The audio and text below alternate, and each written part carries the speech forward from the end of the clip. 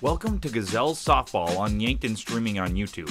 Brought to you by First Dakota National Bank of Yankton. This broadcast is made possible by the following Sportscaster Club members: Midwest Insurance Agency, Murph's Appliance, Yankton Thrive, Stockman's Motorsports, Les Schwab Tires, Linda's Angel Crossing, MT and RC Smith Insurance Agency, Vichet, Elwood Dental, Floor Tech Restoration, Angela's Mexican Store, Yankton Rexall, KFC Taco Bell, SWAT Chiropractic and Rehab, Slumberland, Larry's Heating and Cooling, America's Best Realty, Larson Carpet, Anytime Fitness, King Buffet and Mongolian Grill, Yankton Medical Clinic, All Seasons Power Sports, Kaiser Heating and Cooling, JR's Oasis, Intech Cleaning and Restoration, The Bone Setter, Triple Time Rudy's, Meridian Photo, Graham Tire, Pied Piper Flowers and Gifts, Kalen's Indoor Comfort, H&H Roofing, Foss's Pizza and Chicken, Wall of Fame, and Ravin Books. Now, for the Anytime Fitness pregame show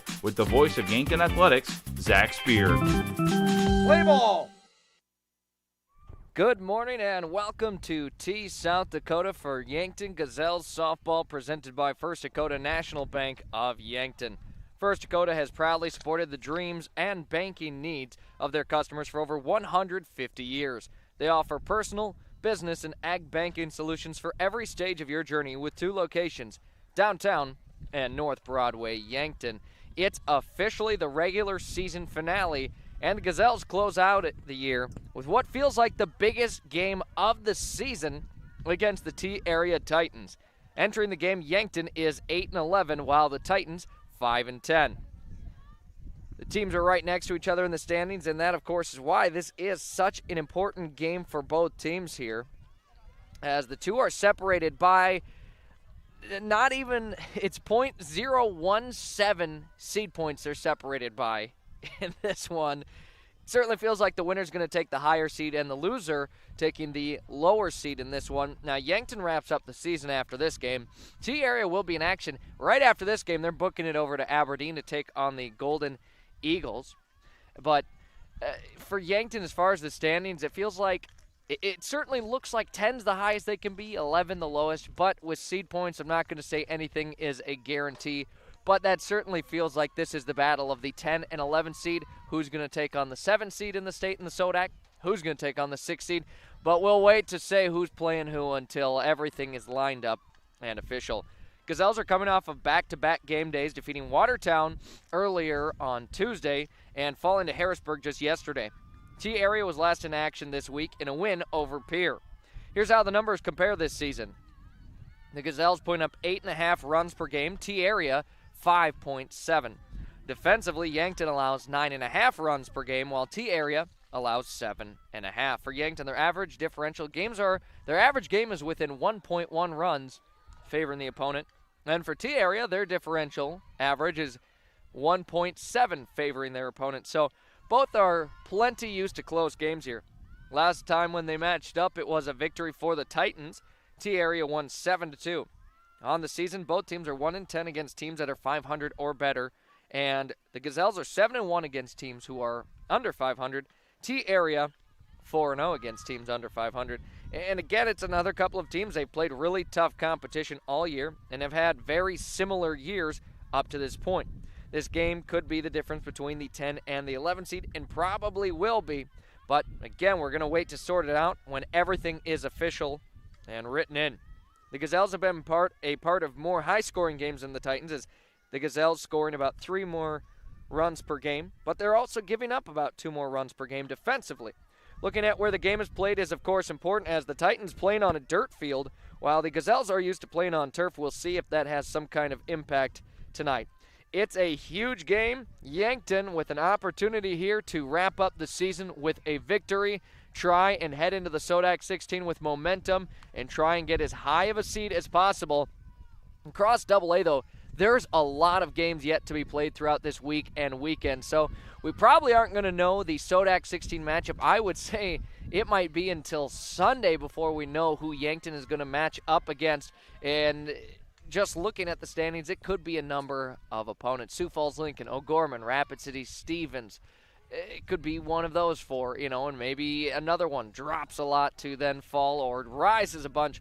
a lot to be determined yet this season. This is your Anytime Fitness of Yankton pregame show. Anytime Fitness Yankton, let's make healthy happen. Head of this matchup, only had a chance to talk with head coach Jill Muth, but it is head coach Emmy Utes for the T-Area Titans, as we are looking probably about 24-ish minutes away from first pitch as it's set for 9:30. We'll see if they move a little quickly or not, because T-Area does need to get on the road to Aberdeen as soon as this game is over, so we'll see the pacing of the game. Coming up, our chat with head coach Jill Muth. We'll step aside for a moment here on Yankton, streaming on YouTube. Interior technicians. Jerry, I need your help. I'm in a real pickle. How can we help? We clean carpets, furnace and duct cleaning, mold remediation, fire restoration, water damage restoration, office cleaning, and much more. No, Jerry, I'm in a real pickle. I'm stuck and I can't get out. Hang on, I'll send you pics you can see what I mean. Oh my gosh. When you need it clean, call the Intech team. Fixing pickles since 1984. At Anytime Fitness Yankton, your fitness journey starts with one step, and Anytime Fitness will be with you every step of the way. Open 24 hours a day with top-of-the-line equipment and guidance you need to reach your goals. Plus, your membership gives you access to every Anytime Fitness gym anywhere. No matter your goals, no matter the time, you belong at Anytime Fitness Yankton. Located at 2509 Fox Run Parkway. Start today at Anytime Fitness, where your fitness journey never stops.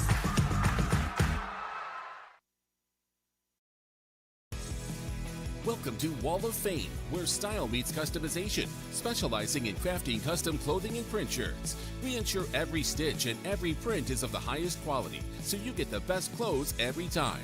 We're here for all your promotion needs, and the best part, our process is seamless. Simply share your designs with us and we'll handle the rest. Get custom clothes for the best price. Wall of Fame.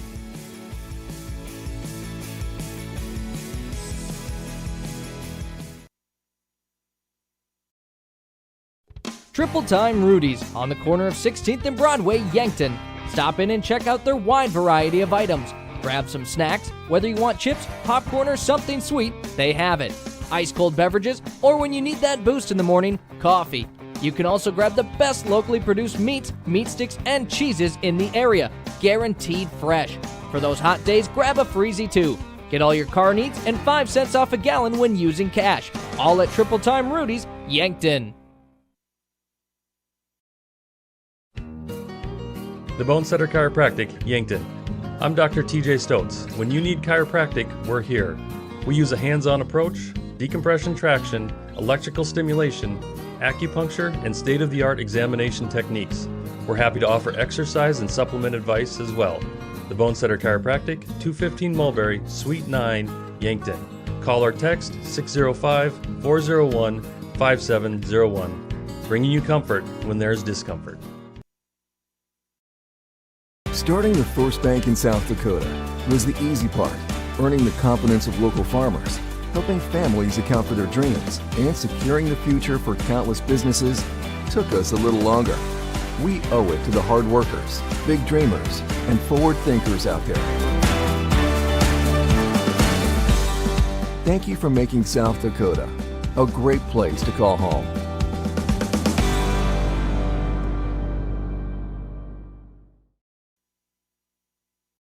Back on our coaches' conversations, head coach Jill Muth of the Yankton Gazelles, and now for the regular season finale. But first we'll talk about the game just yesterday. 2 games in 2 days. Now this is your 3rd game in 3 days. Last in action against the Harrisburg Tigers. Final score 12-2. What were your thoughts on that one? You know, I would say after the first inning, I was really happy. We were up 2-0 after 1 inning, and, you know, that's a really good team we were playing. You know, I don't know if there's how many, you know, I think they have 1 loss to Jefferson, and I don't know if there's any other team that can say they were ahead of them at any point. I don't know. I'd have to look. But, you know, that's something that, you know, we started off, we held them in the first inning, and then scored a couple runs on a big hit by Brooklyn King. And, you know, so we're started off the game really good. And then, you know, from there, obviously we didn't score any more runs. But, you know, that's a good hitting team. I mean, that's everywhere. I mean, I think their 9-hitter had a home run. I think we gave up 5 home runs from kids that are all really good hitters. So, I mean, tip their hats to them, and back at it today. Today is another day, and today we got one we got to go win. We got a game against T. That's an important game for both teams. So we're both, got a lot riding on this. So it's a big moment for us, and we need to get out there and see if we can get ourselves a win.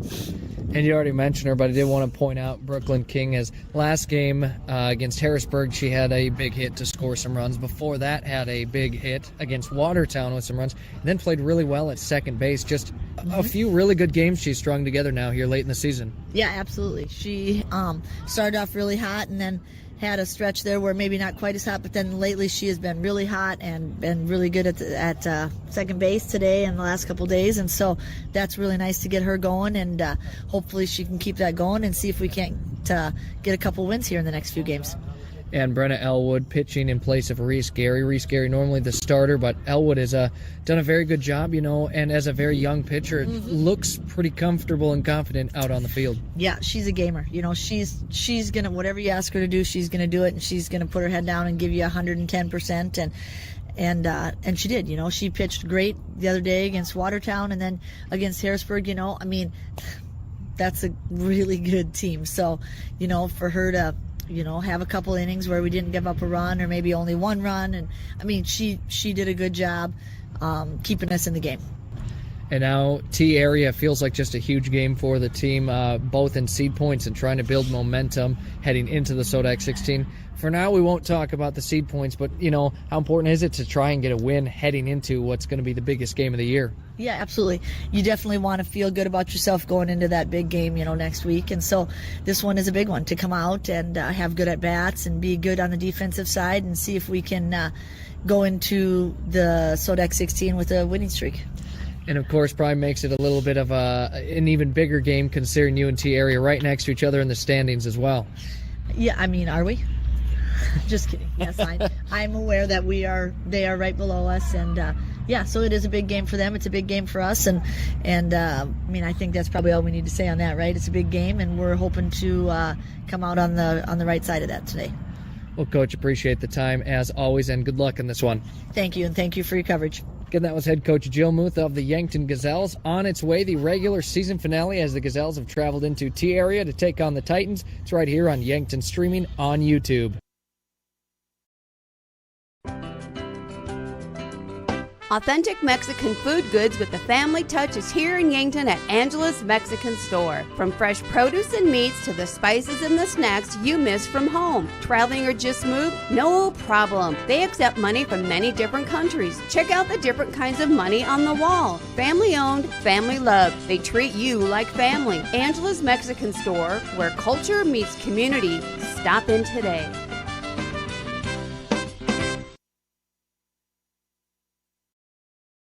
Les Schwab Tires, located at 2809 Broadway in Yankton.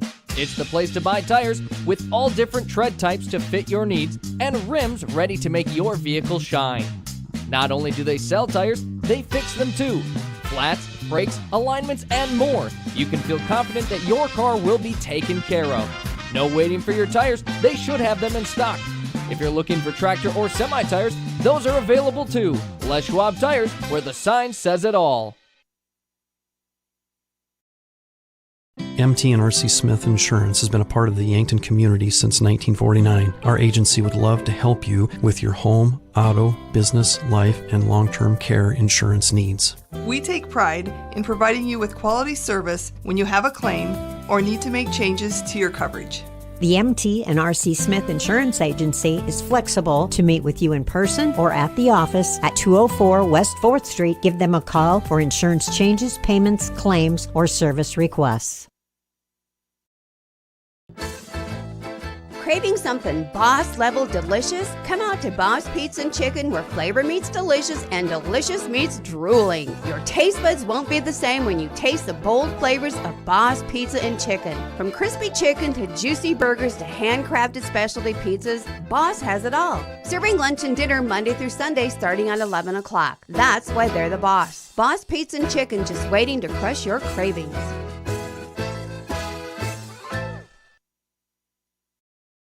Warmer days are coming, and sooner or later your air conditioning will need to kick in as well. But what if it doesn't? Well, don't wait. Call Larry's Heating and Cooling. With 43 years in the business, we're very knowledgeable on what we do and how we serve our customers. You can rest assured that when you call day or night, someone will always pick up the call. Join our elite club today and become a priority member. Skip the line, get discounts on services, and have no overtime fees. Call Larry's Heating and Cooling for expert service from factory-trained technicians. Slumberland Furniture at 2401 Broadway in Yankton, home of Kirkland Furniture Groups, bedroom groups by Laguna, and dining sets by Tower and Catadel. They're also the only place to offer furniture by Flex Steel and the biggest selection of Lazy Boy in the area. The Mattress Gallery is full of the best brand name mattresses in the business, including the all-new Tempur-Pedic Active Breeze personalized climate-controlled mattress. Slumberland Furniture, dining, bedroom sets, and mattresses in Yankton. And back on our Anytime Fitness of Yankton pregame show, 9:17 on the clock. First pitch set up for right around 9:30 here on the field as the Yankton Gazelles in their regular season finale on the road to take on the T-Area Titans.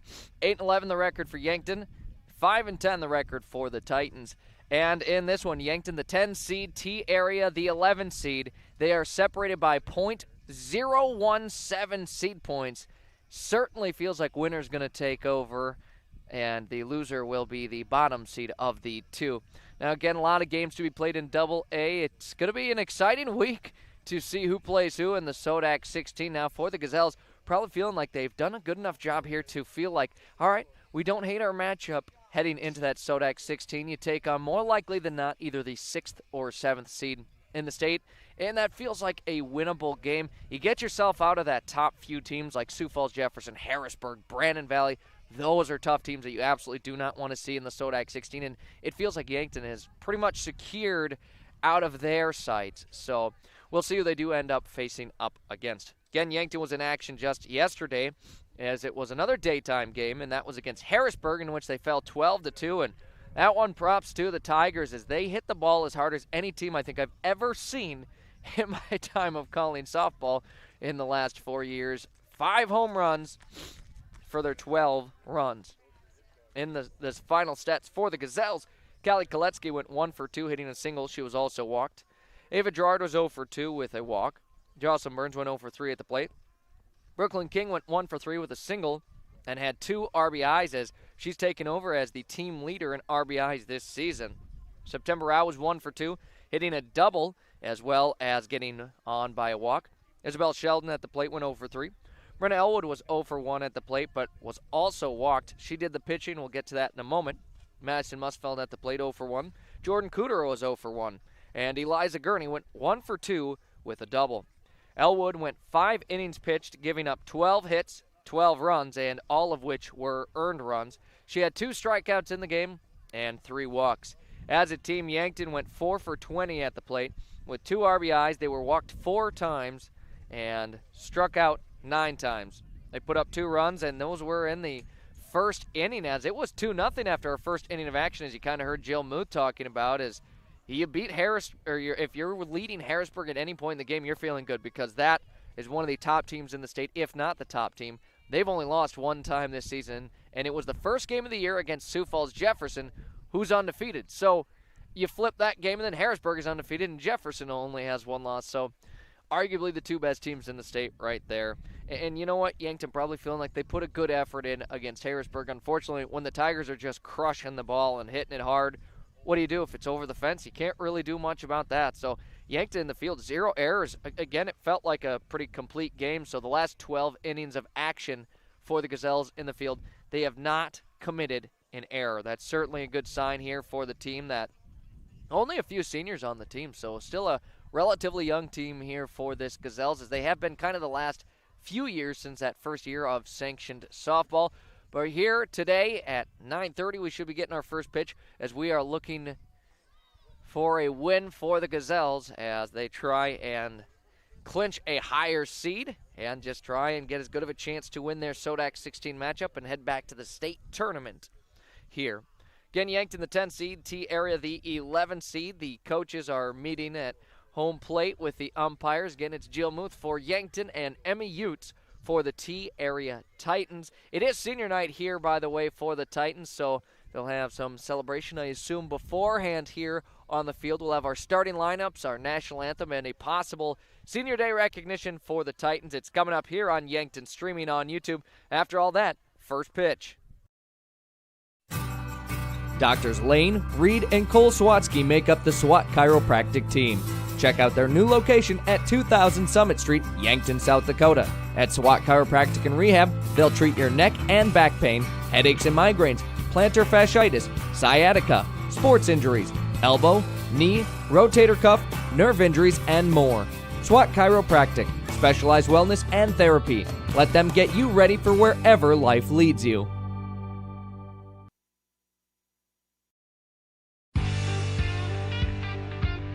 There's a whole new world out there. It's called the off-road, and it's waiting to be explored in a Polaris. So gear up to make every moment count with the Polaris off-road vehicle. The new Polaris models are now available at Stockman's Motorsports in Yankton. No matter the weather, get ready to tackle all the trails. With machines like these, your world just gets bigger. Stop in at Stockman's Motorsports today to learn more about the epic new Polaris off-road lineup.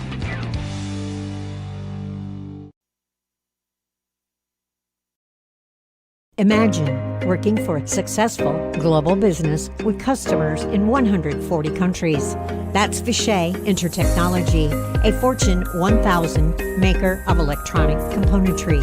Now imagine a company of that size with that kind of stability and a caring family-like environment. Learn more about what you can do at Vishay by visiting VishayCareers.com. Vishay is an equal opportunity employer. Vishay, the DNA of tech.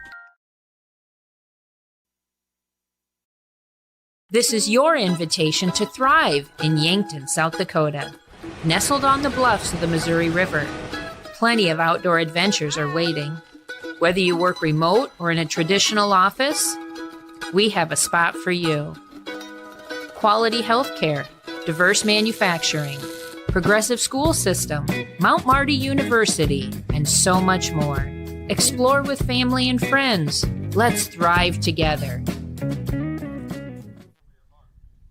And as we return to the field here, quick, your national anthem, and then we'll get to our starting lineups here on the field. They took care of those already, and not sure if we'll have a senior night recognition beforehand or not. But here is your national anthem.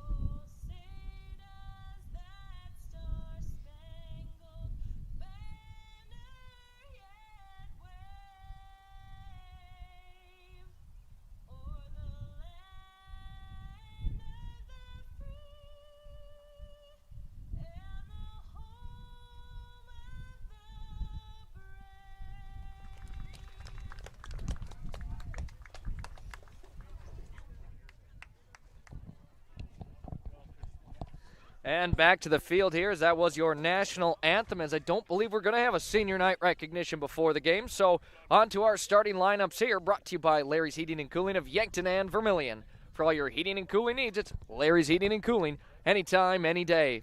We open with the T-Area Titans, the number 11 seed, 5-10 on the season, and coached by Emmy Utes. Leading off will be the catcher, number 23, Allie Wallum. On deck, the third baseman, number 12, Ava Opland. In the circle for T-Area, number 16 is Kaylin Hall. The cleanup hitter for the Titans, shortstop number 11, that is Bryn Klein. Batting fifth, the center fielder, number 1, it's Abby Boom. Batting sixth, the first baseman, number 7, Presley Benning. At second base, batting seventh, number 3, Anna Thompson. In left field, number 5 is Morgan Sayre. And the designated player for the Titans, number 2, Maddie Drott. The right fielder and flex player, number 21, will be Tessa Halber. The reserves for the Titans include Ariana Drake, Elena Melbreck, Paige Sabers, Piper Benning, Pearl Weiland, and Lily Turek. Now your starting lineups here for your Yankton Gazelles, leading things off here as she's stepping up to the plate now. The center fielder, number 3, it's Callie Koletsky. On deck will be the left fielder, number 8, Ava Gerard. Batting third, the shortstop, number 2, Jocelyn Burns. Cleanup hitter again for the Yankton Gazelles, the second baseman, number 6, Brooklyn King. At third base, batting fifth, number 12, September Rao. Behind home plate, catching number 10 is Isabel Sheldon. In the circle for Yankton, the seventh hitter, 24, Brenna Elwood. Batting eighth, the first baseman, number 1, Madison Musfelt. And to round off the batting lineup for the Gazelles, right fielder number 22, it's Eliza Gurney. Listed as the flex player of the team is number 15, Emma Sloan, and the Yankton reserves include, we'll get to that in a moment, as that one, a line drive off the bat of Koletsky. It's caught at shortstop for out number 1. Again, the reserves for Yankton, though, include Claire Taggart, Jordan Kudera, Brooke Devine, Olivia Puck, Hannah Chrisman, Keely Mosier, and Isabel Gurney. So a quick out here as 2 pitches in. Koletsky a line out to shortstop. A nice effort by the Titans defensively, and it brings up Ava Gerard to the plate. First pitch is in the dirt, ball 1, and things going a little bit earlier than expected here as it is senior night. Wonder if they'll do something after the game or if they already took care of that before the JV game. Ava Gerard with 1 out, no runners on, faces a 1-0 count here. A swing and a miss on that one, 1-1. It makes a count as Kaylin Hall firing in for the Titans. Kaylin Hall and Allie Wallum make up the battery for this Titans defense. T plays in a lot of lower scoring games. We'll see how this one pans out as the next pitch comes in high, ball 2.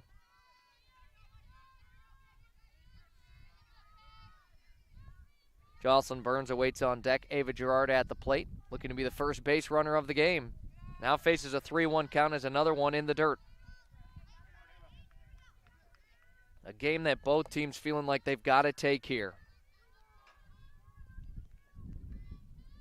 An opportunity to either clinch the 10 seed, possibly move up in the standings for Yankton. T-Area would like to move up from the 11 seed. 3-1 your count, and now count is full as Ava Gerard here at the plate works against Kaylin Hall. 9:29 on the clock, got started just about 3 minutes earlier than expected here as Gerard, a slow roller, right back up to Hall, fields it cleanly, sends it to first for out number 2, and it's 2 up, 2 down to open this one. Jocelyn Burns now at the plate.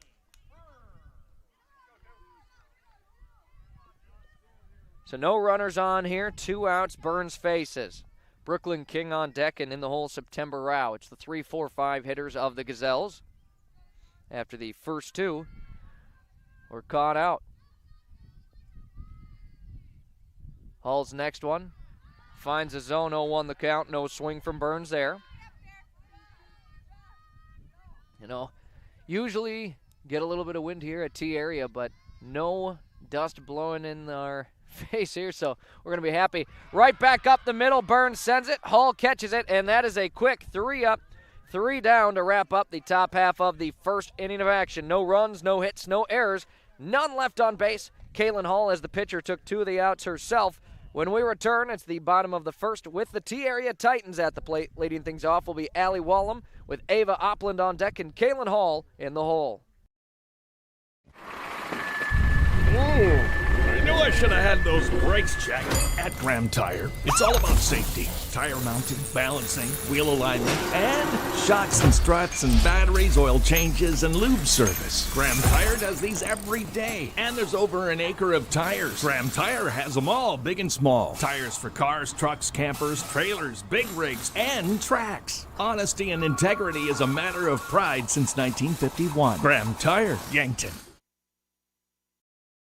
Midwest Insurance Agency values family. Our agency has been family-run for over 60 years. We pride ourselves on excellent, knowledgeable customer service. This day and age, everyone is so eager to have an immediate response with a quote. But at Midwest Insurance, we take our time and evaluate your assets and make sure you are properly insured. We take those what-ifs very seriously. As we continue on our family business with hopes of our children, Brooke or Jet, taking over in the future, we will continue to be there for you always. Come be a part of our family. Midwest Insurance Agency, 3016 Piper Street, Yankton.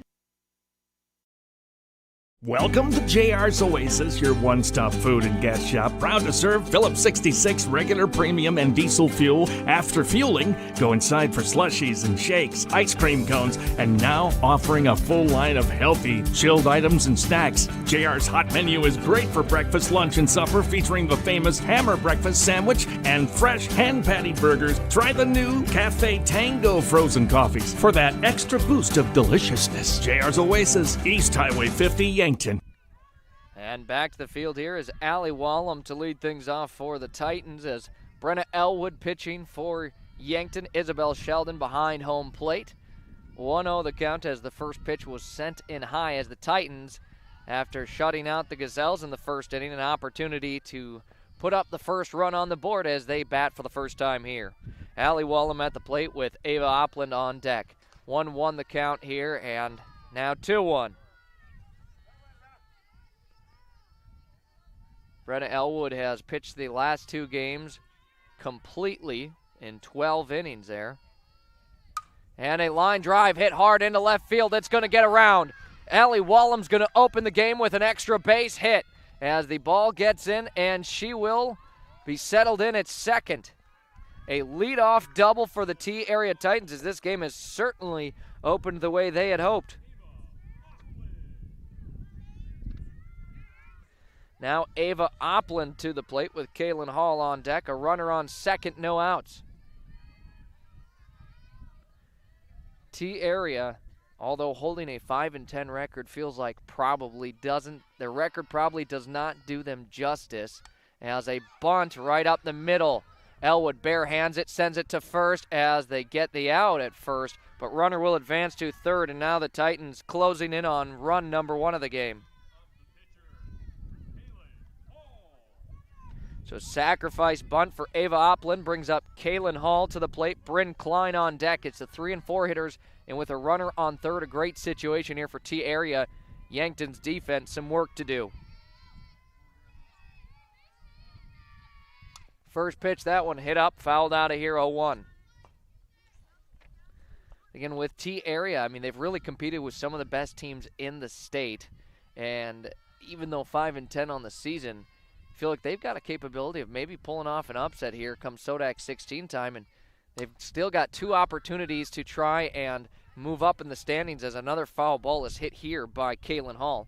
Of course, for Yankton, looking to close out their regular season on a win, and you got to feel like a win guarantees them at least a top 10 seed, possibly moving up, as T-Area right behind them in 11th, but a win, of course, here would probably guarantee Yankton's above them when it's all said and done. And then the 12th seed is a good amount behind, so a little bit of a buffer for Yankton. 1 ball, 2 strikes. Here's that one sent low and inside. Brenna Elwood working against Kaylin Hall as the Gazelles trying to get out number 2 without letting that run come across. An inside pitch, 2-2 now the count, and now time to work for Elwood. You get up 0-2 in the count. You got a little wiggle room to try and maybe get the batter swinging at a not-so-great pitch. Now you got to send in a good one. As that one's hit up, an opportunity as Sheldon pulls it in for out number 2. So a little less pressure for Yankton now with 2 outs, as they just need to worry about the hitter. Unfortunately for them, it's going to be the cleanup hitter of the Titans, and of course, almost 9 out of 10 times your cleanup hitter is probably going to be your best hitter on your team. So Klein, the shortstop, at the plate. And her first at-bat against Brenna Elwood. 1-0 the count. That one was high. If Yankton can escape this inning without giving up a run, they've got to be feeling good about it. 1-0 the count, now 2-0. As Allie Wellham on third, she led off this inning with a double. Got around to third on the sacrifice bunt, and right now remains there with 2 outs. The 2-0 count and a hard hit line drive into right field. It goes. Eliza Gurney pulls it in, and Yankton gets out of the first inning without giving up a run. No runs off of 1 hit, no errors in the field, and 1 left on base for the Titans. After our first inning of action, no score yet. We head into the top of the second. Yankton leading off will be Brooklyn King with September Rao on deck and Isabel Sheldon in the hole when we return. If you want somebody to come into your home and fix everything right the first time, look professional, act professional, treat you with respect, you gotta call Kalen's. When they come in, I feel that they want to be there. I feel that they want to help me. You know, they put on the little booties over their shoes. They had canvas from the garage door all the way down to walk on. They left the furnace room in the basement probably cleaner than it was when they came in. They just do customer service very well. I would recommend Kalen's to anyone. From simple sniffles to complex health conditions, the primary care providers at Yankton Medical Clinic will not only see you for your annual visits, screenings, and preventative care, but also provides care for the entire family, from pediatrics to adults. With 4 clinic locations and 15 outreach locations throughout South Dakota and Nebraska, compassionate, quality medical care is closer than you think. For more information on providers, services, and locations, visit our website, yanktonmedicalclinic.com. No score yet as we are in the top of the second inning. Brooklyn King to lead off for Yankton. Takes a swing at the first pitch. Fouls it off, 0-1 the count. Kaylin Hall in the circle for the Titans. Had a 3-up, 3-down inning. She was the cause of 2 of the 3 outs. Caught a line drive off the bat of Burns and then threw out Gerard at first on a grounder. 0-1 the count she faces here with Brooklyn King, who fouls off another one. This is out of play, 0-2 the count. And Brooklyn King has been as good as any of the players here for Yankton at the plate. Did not start in the cleanup spot, but certainly has made it worth Yankton's time having her there. Batting a near 422 RBIs on the season. And Kaylin Hall sends one in high, ball 1. King leading off. September Rao on deck, Isabel Sheldon in the hole. Hall sends it in again, and King fouls it off again, and again it's going to be out of play. So Brooklyn has taken 3 swings in this at bat, and all of them foul balls. Trying to straighten one out here. Be the first base runner of the game for Yankton. Feels like the Gazelles maybe got a little bit of momentum after stopping T-Area in that last at bat. But Brooklyn King goes down swinging for the first out. Hall, her first of the game, and it brings up September Rao to the plate. Rao, another player who, as of late, has really been hitting well. A lot of extra base hits for her on the season, and now faces 1 out with no runners on.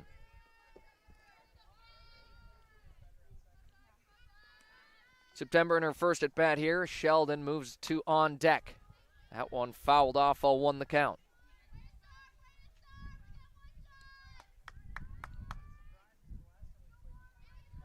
So Kaylin Hall firing in a lot of strikes here so far in the game. 0-1 now sends it in, and it's a called strike 2 as Hall again finds herself up 0-2 in the count. Rao now being forced to protect the plate. Sheldon trying to time up Hall as she awaits on deck. The 0-2 pitch comes in, and Rao fouls it off again. And again, it's out of play.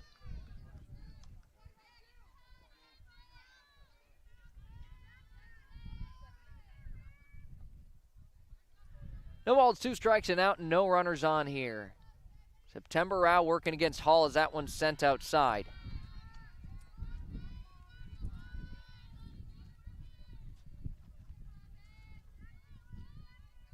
One and 2 now your count.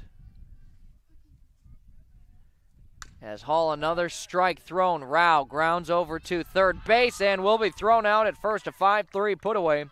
2 up, 2 down for Yankton. Still looking for base runner number 1 as Isabel Sheldon will step up to the plate and try to change that here for Yankton. Kind of talked about it in the pregame how T-Area has been in lower scoring games than Yankton, and right now this may be a little bit more what they're used to with no score 2 outs in the top of the second. We've got 1 base hit in the game.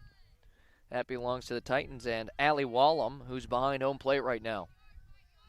Sheldon working at the plate, 1-0 the count, fouls it straight back, 1-1 now the count.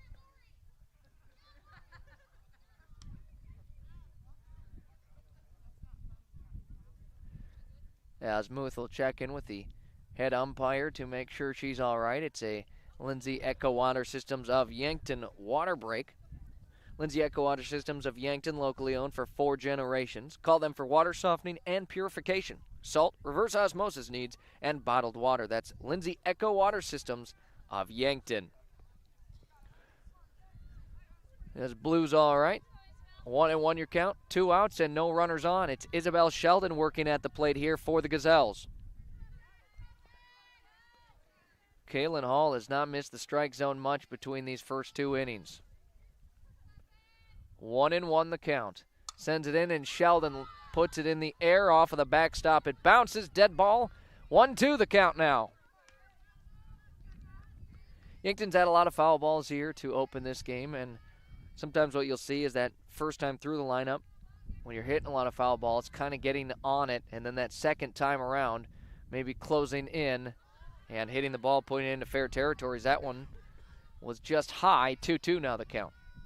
Deuces are wild. 2 balls, 2 strikes, 2 outs, no runners on. Isabel Sheldon at the plate works against Kaylin Hall of the Titans. The pitch sent in, and a swing and a miss. Hall will get another strikeout, and Yankton again 3 up, 3 down, with no hits, no runs, no errors, and none left on base. We're scoreless through 1.5 when we return. T-Area at the plate again.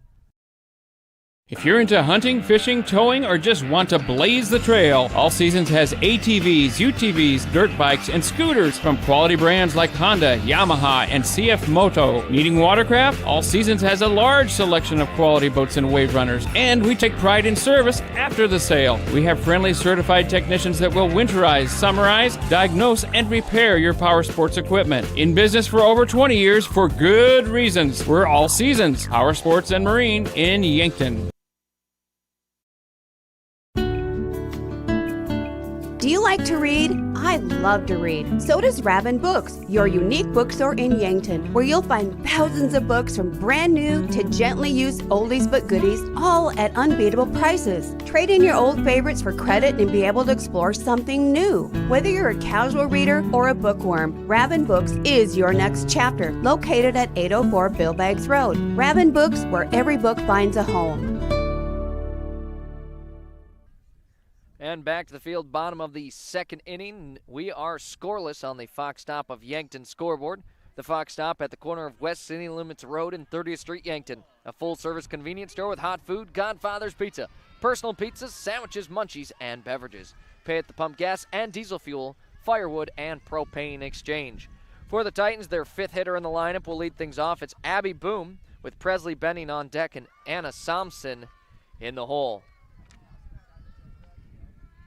First pitch misses, ball 1. The 1-0 make it 2-0.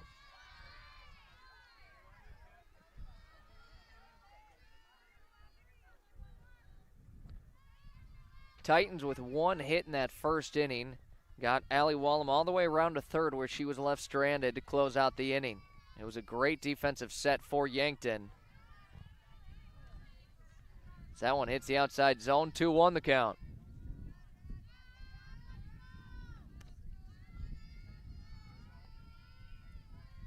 Elwood sends in the next one, well high, ball 3. Abby Boom at the plate for the Titans. She's a lefty in the lineup for T-Area. Presley Benning on deck as a 3-1 hitters count here for Boom. She'll sit on it. Again, hitting the outside zone is Elwood. Count is now full as Brenna's worked her way back into this count. 3 balls, 2 strikes, no outs, no runners. The payoff pitch here, Elwood sends it in, and it is ball 4. Abby Boom will take a walk, and the second base runner of the game for the Titans. That brings up Presley Benning now to the plate here. A runner on with no outs. Bending the first baseman for the Titans here, looking to push her runner as she lays down a bunt. Again, Elwood will pick it up. She sends it over to first. Runner advances, but they do get the out. So twice we've already seen the Titans laying down bunts, and that right there is telling you they're probably not expecting to be in a high-scoring game. It's going to be a low scorer, so every run is that much more important. You know, if you get into games where it's 12-10, you feel like, okay, that one run maybe wasn't as crucial. If you're in a 3-2 game, each run has a lot of impact. At the plate here, Anna Somson sits on a called strike one, has a runner on second, one out.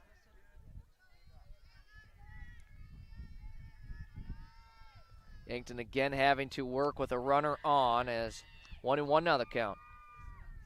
Both innings the Titans have opened with their leadoff hitter getting on base, once by a double hit by Allie Wallum, now a walk from Abby Boom, who's now on second. 1-1 your count is a foul ball here off of the bat of Somson. Makes it a 1-2 count favoring Elwood. Morgan Sayer awaits on deck for the Titans. Getting a huge game here for Yankton. You really do not want to fall in the standings, and if you lose here today, chances are you're certainly dropping as a swing and a miss from Anna Somson, and Elwood picks up a huge strikeout for out number 2, and it brings up Morgan Sayer to the plate. And she faces 2 outs with a runner on second. Can Yankton's defense hold strong again? It's hit straight up. Elwood finds herself under it and pulls it again in. Again, Yankton able to escape with a leadoff base runner, not giving up any runs. No runs off of no hits, no errors, and 1 left on base. After our 2 innings, we remain scoreless here.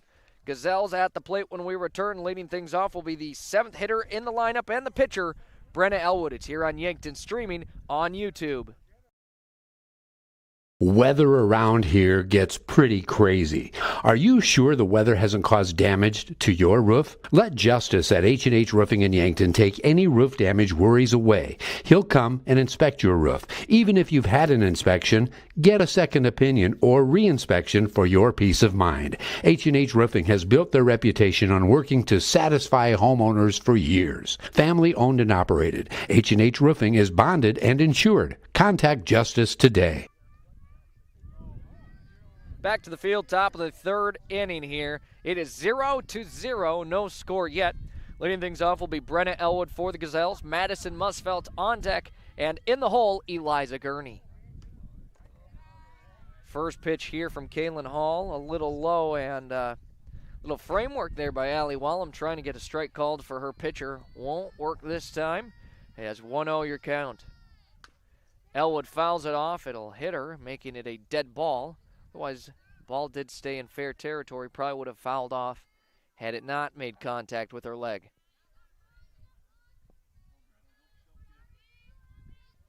One ball, one strike here.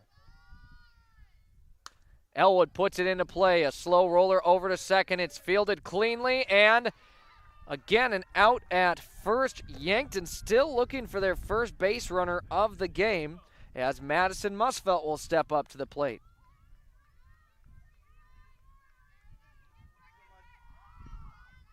Musfelt works against 1 out, no runners on. A great defensive effort so far from the Titans in this one. No runners allowed, 7 outs in. Hall finds a strike zone there. It makes it 0-1.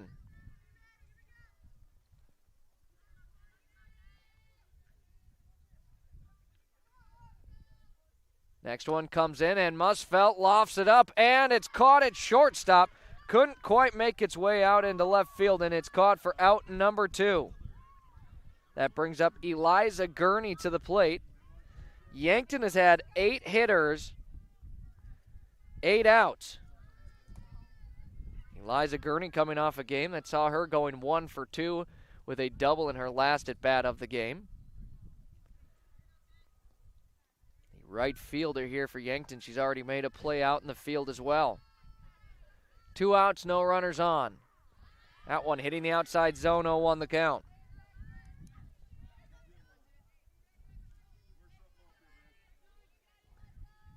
Gurney at the plate. On deck is Yankton's top of the lineup with Callie Koletsky. 0-1 your count here. Kaylin Hall now sends in ball one.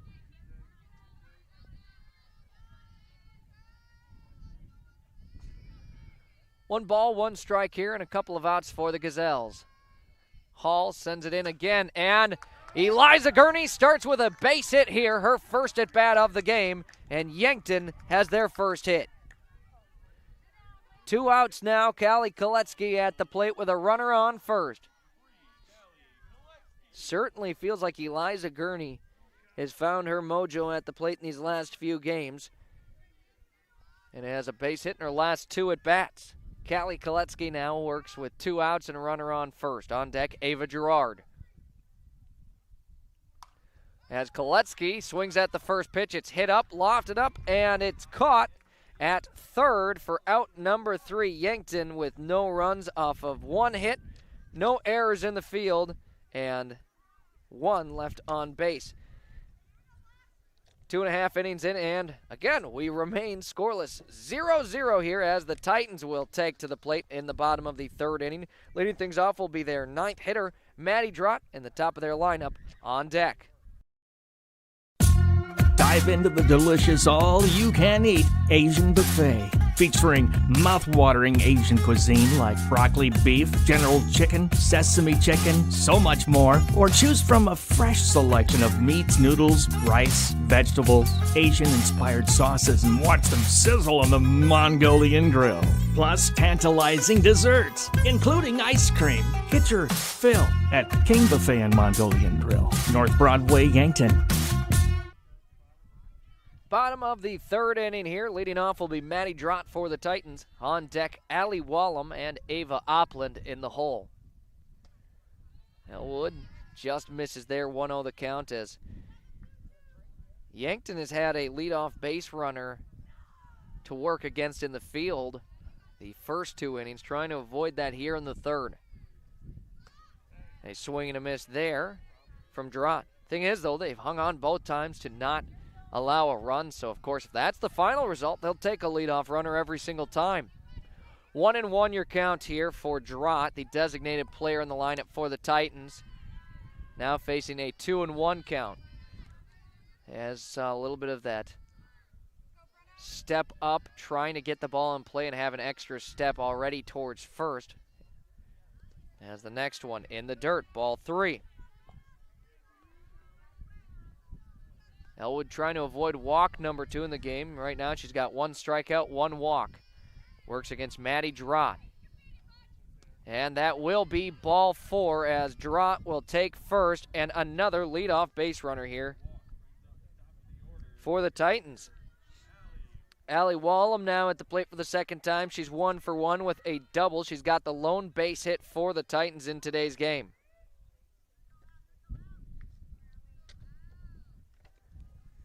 And Sheldon will call a timeout to chat with Brenna Elwood at Lindsay Echo Water Systems of Yankton water break. A runner on first, no outs, and it's the top of the order for the Titans. Allie Wallum at the plate. Sits on the first pitch, hits the outside zone, 0-1.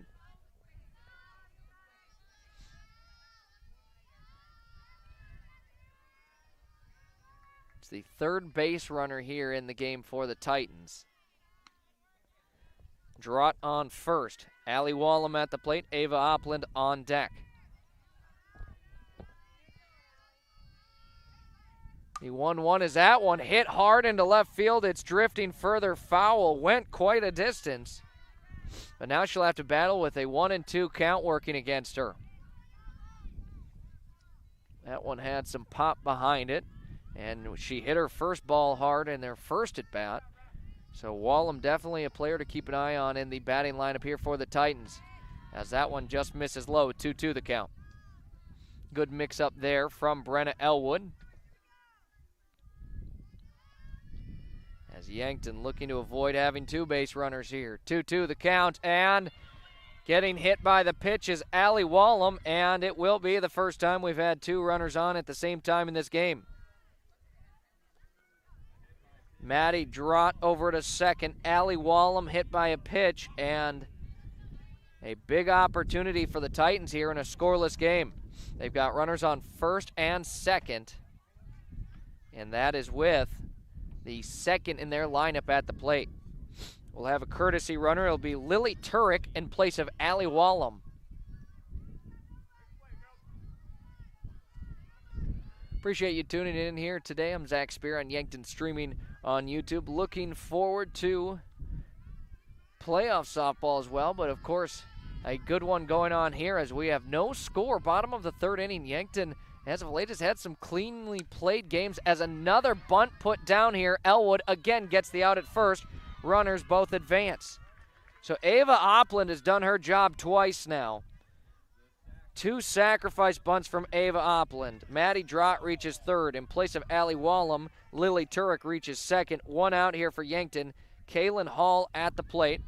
Has runners on second and third, just 1 out she works with. On deck is Bryn Klein. It's the 3-4 hitters for the Titans and Yankton in a tough situation here defensively. They've hung on the first 2 innings. Can they do it a third time in a row? 1-0 the count here for Hall. A pitcher's duel. Is that one hit up? It's going to stay in the infield. Musfeldt calls everyone off, brings it in for out number 2. And again, pulling in that second out, it gives you a little bit of relief defensively. Now you just need to worry about the hitter. Runners on second and third, 2 outs, and Bryn Klein at the plate. She lined out to right field in her last at bat. It was caught by Eliza Gurney. Yankton 1 out away from again stopping the Titans with runners on. The pitch is sent in high, ball 1. Klein was in a very similar situation in her first at bat. Her first time around, it was a runner on third with 2 outs. This time a runner on second and third with 2 outs. She now faces a 2-0 count after that inside pitch. Abby Boom awaits on deck.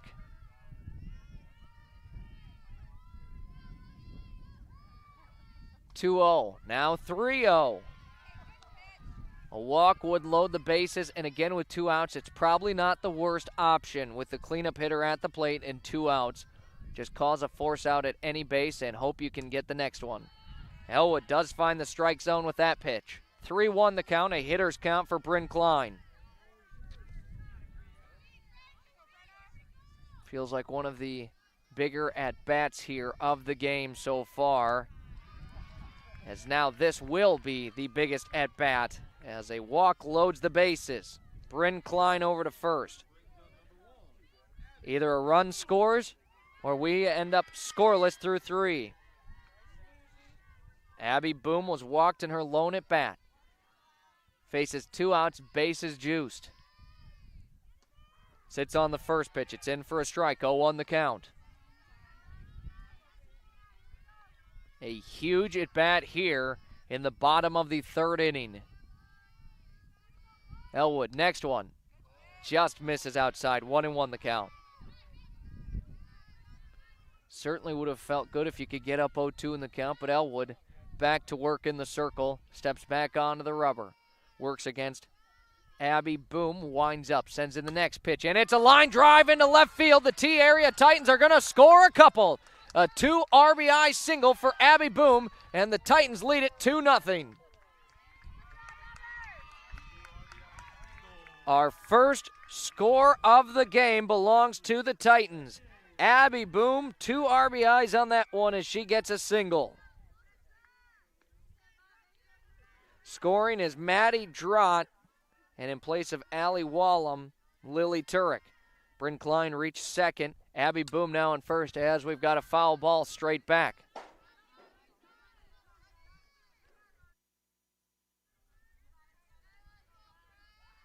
At the plate now working as Presley Benning had a sacrifice bunt as well in this game. As she's hitting the helmet, and hopefully she's all right, and seems to be okay as she pops the helmet off and puts it right back on. Good to see she's okay. And bases are loaded again with 2 outs. So Yankton defensively just trying to send it to the 4th inning of action, and coaches will make sure she's all right as head coach Muth will step out and chat with Elwood. A couple of walks and a bean have led to some runs here in this inning for the Titans. We'll step aside for a moment. When we return, bases loaded again with 2 outs. Larson Carpet has all your flooring needs. Step into their showroom to see a wide selection of all types of flooring. They have soft and luxurious carpet that's sure to bring comfort to your home. Stylized tile to make any room pop. Different color options of hardwood to make matching easy. And convenient vinyl plank for when spills happen. Of course, with the best customer service in the area. Their knowledgeable staff will make sure to answer any questions you might have. Larson Carpet, 212 Walnut. For the first time of a game, we've got a score different than no runs. It is 2-0 with the Titans on top. After an inning that's seen 2 walks, 2 beans, and 1 base hit, has brought across 2 runs. Bases loaded here, 2 outs. Anna Thompson at the plate. Takes an inside pitch, ball 1.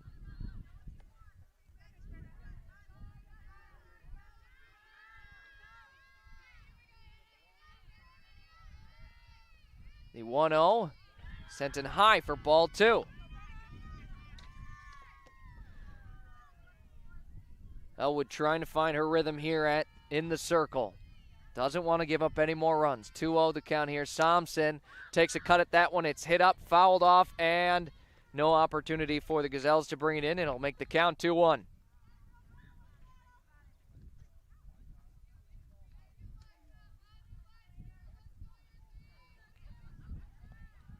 As we near the halfway point, that'll be after the top of the 4th is over. We'll have our mid-game stat breakdown brought to you by Grassland Heating and Cooling. And now on the field, the umpire going to let Elwood know. I think she's just saying to wait a little bit. Let him step into the box and then step onto the rubber. Anna Thompson at the plate, struck out swinging in the 2nd inning of action, looking to bring some runs across for her team as they lead 2-0 and fouls it back 2-2. 2-2 your count with a couple of outs as well.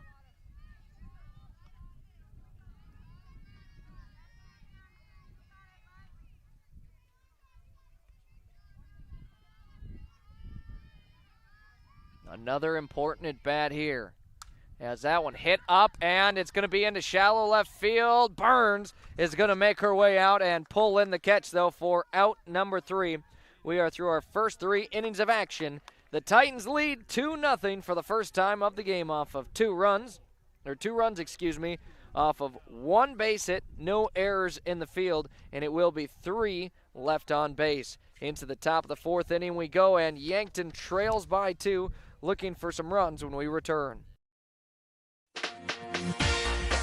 Looking to buy a home or maybe sell? Trust the name that puts you first. America's Best Realty. From your first showing to the final signature, their expert agents guide you every step of the way. Fast closings, top market value, and real service you can count on. Your dream home, they will find it. Selling fast, they will make it happen. Call America's Best Realty at 605-260-1600. America's Best Realty, because you deserve the best. Back to the field. It's the top of the 4th inning here. Ava Gerard to lead us off for Yankton. Yankton trails 2-0 here. It is the first score we've seen in the game belonging to the Titans. They've got the momentum for now. Gerard leading off as the 2-hitter in the lineup for Yankton. Leads off this inning. Is 0 for 1 grounded out. Right back up to Kaylin Hall, her first time around. 1-0 the count she faces. Now it's 2-0. Yankton feels like they need to get the bats rolling a little bit here. They've got 1 base hit, 1 runner all game through 3 innings of action. Now it's your second time through. You've seen Hall. This is when you should expect to see a little bit more off the bat as Gerard lines that one hard, fouled off. Great contact there by Gerard. Now trying to keep it straight. 2-1 the count here. She works against Hall for the second time of the game and fouls off another one. Her count now at 2-2. Yankton could really use a leadoff base runner here, as it's their 2, 3, 4 hitters to lead off this inning. Burns on deck, king in the hole at the plate is Ava Gerard. 2-2 the count. She faces and she'll go down swinging. Another strikeout for Hall.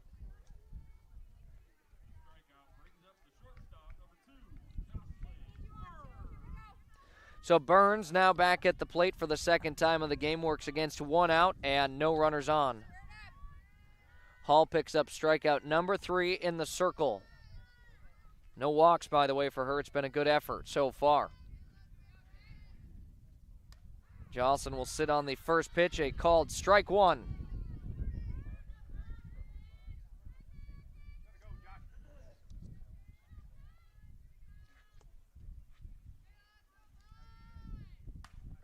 As Burns hits it up, it goes over to right field and fouled off.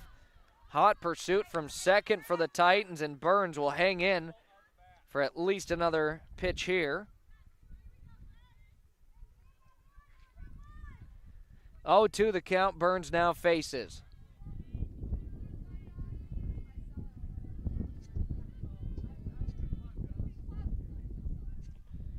Hall sends it in again. This one is high. 1-2 your count.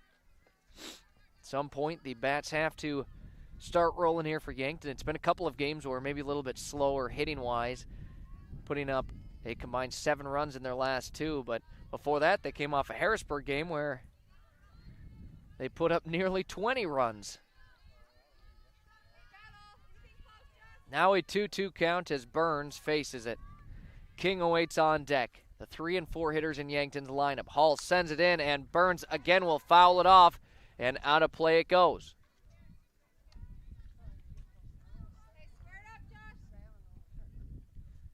Titans are kind of in a position that they like to see. They don't play in a lot of high-scoring games, and right now up 2-0, nearing the halfway point, as Burns, again over to the right field side, fouls it off. Count remains the same.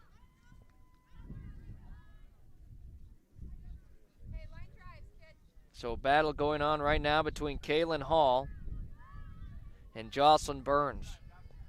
Jocelyn trying to be just the second base runner for Yankton here in the game. 2-2 the count she faces. Getting the bat on a lot of pitches here, and a hard hit grounder over to shortstop. The fielding is clean. Over to first, it's out number 2. Yankton right now just struggling to get some runners on, and it brings up Brooklyn King to the plate with 2 outs and no runners on. At times we have seen Yankton's bat struggle, but other times they are just hitting everything and could just use one really good inning here to kind of get that momentum rolling. Foul ball here from Brooklyn King. 0-1 the count. Our lone base hit of the game for Yankton belongs to Eliza Gurney. It was a hard hit grounder between third and shortstop that reached left field. As King, a hard hit foul ball, but now faces an 0-2 count, will have to protect the plate.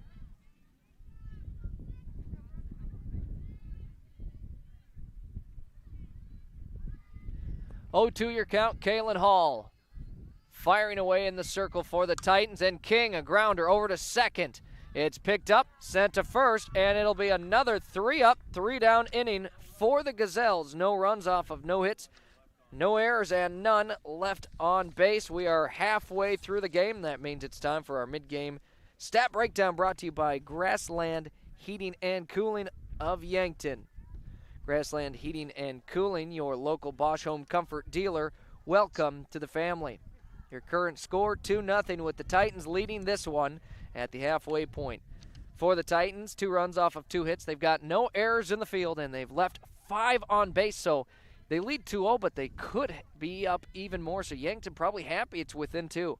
Gazelles with no runs off of 1 hit, no errors in the field, and they've left just that 1 on base. Of course, Yankton 8-11 on the year. T-Area 5-10. That is your mid-game stat breakdown, brought to you by Grassland Heating and Cooling. As the Titans back at the plate here, a chance to extend their lead. Morgan Sayer to lead things off. A swing and a miss there. 0-1 the count as on deck awaits Maddie Drott. It's the 8 and 9 hitters here for the Titans, and Yankton needs a good set here to send it to the 5th inning. You really do not want to give up any more runs. 0-1 the count here. And it's hit high up into left field. Gerard shifting with it as it curves closer to the foul line, and it's brought in for out number 1. Of course, it's obvious you don't want to give up any runs. Easier said than done. But with the bat struggling a little bit here, you need a good defensive set. And the Gazelles, if they get the bat on the ball here, they really can do some damage, but they've got to start at some point. Maddie Drott now at the plate. 1 out. She faces no runners on. Awaiting on deck is Allie Wallum.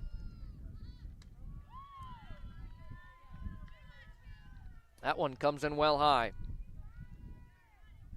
Thing is, if you look at the Titans, even though they've left 5 on base and put up 2 runs, they've only got 2 base hits through this point of the game as well. As that line drive right over to Burns at short, pulled in for out number 2. So 3 total base hits in this game. It's been good fielding. We saw Yankton in a similar game earlier in the week. That was Tuesday as they took on the Watertown Arrows. There was 1 total error in 7 innings of action.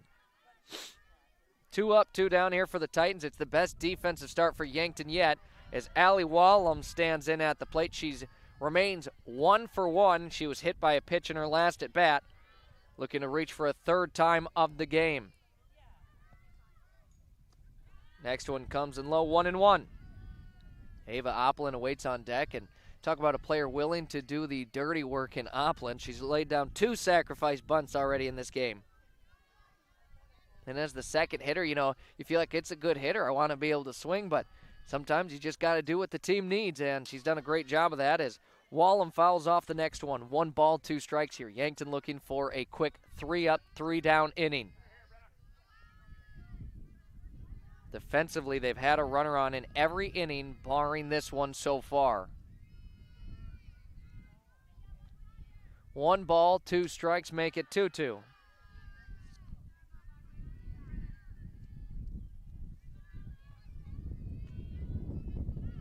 Two balls, 2 strikes, 2 outs, no runners on. At the plate, Allie Wallum now faces a full count against Brenna Elwood.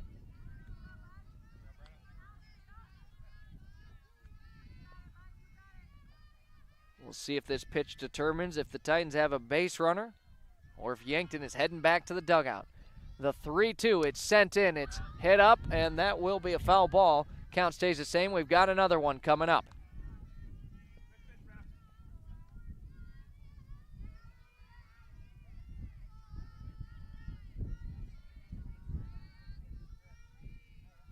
Three balls, 2 strikes here, and just missing high is Elwood, and for the 3rd time of the game, Allie Wallum will reach base. She has reached base 3 times alone. Yankton as a team has reached once. Lily Turek will run in place of Allie Wallum at first. Wallum the catcher, and it brings up Ava Oppland to the plate. Now, not sure what to expect from her as a hitter as she's laid down a bunt in her first 2 at-bats. She is the second hitter, so you'd expect a pretty good hitter here. Now with 2 outs, wouldn't expect her to lay down a bunt. 0-1 the count as that was a half swing from Oppland. Fouled off.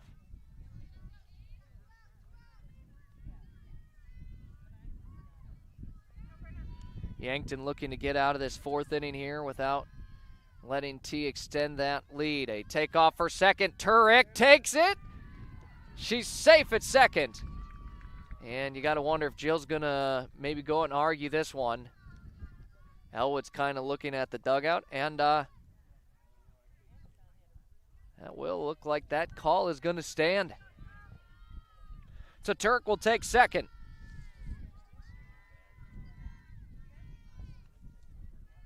A close one there as Ava Oppland at the plate hits it up. And it's over to first. Madison Musfelt again will reel it in for out number 3. And Yankton holds strong here in the bottom of the 4th inning as it'll be no runs off of no hits, no errors, and 1 left on base for the Titans. They've now left 6 on base to Yankton's 1, and they lead 2-0 after 4 innings of action. For the Gazelles, leading off when we return will be September Rao with Isabel Sheldon on deck. It's here on Yankton, streaming on YouTube. Looking for a photo that actually looks like you, but better? At Meridian Photo, we specialize in capturing personality, not just poses. Whether it's headshots, high school seniors, family sessions, or team and individual sports photos, we'll make you look like a legend. We've just landed in the Meridian district of Yankton.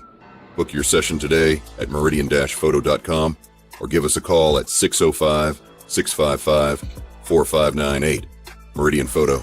Be you. You deserve it. And 1 have a throwdown here in this inning, so right back into it. Top of the 5th inning here. September Rao at the plate for the Gazelles. They trail 2-0 after 4 complete innings. A low scorer here in T. Rao grounded out in her first at bat, her second time around, looking to do something with it. Hits it hard. She's going to have extra bases yet again this season. Rounds first, takes off for second. The throw will get in, and September with a leadoff double. Yankton needed that one.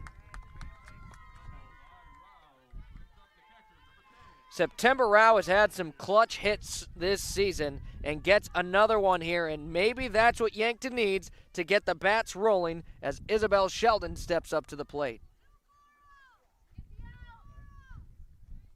That is the second base hit for Yankton in the game. Both teams only 2 base hits each.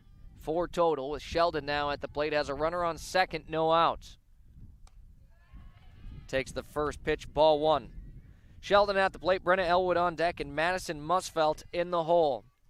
Yankton really feels like the first real opportunity to score in this one. As that one hit up, and luckily for Yankton, it'll reach out of play. 1-1 the count.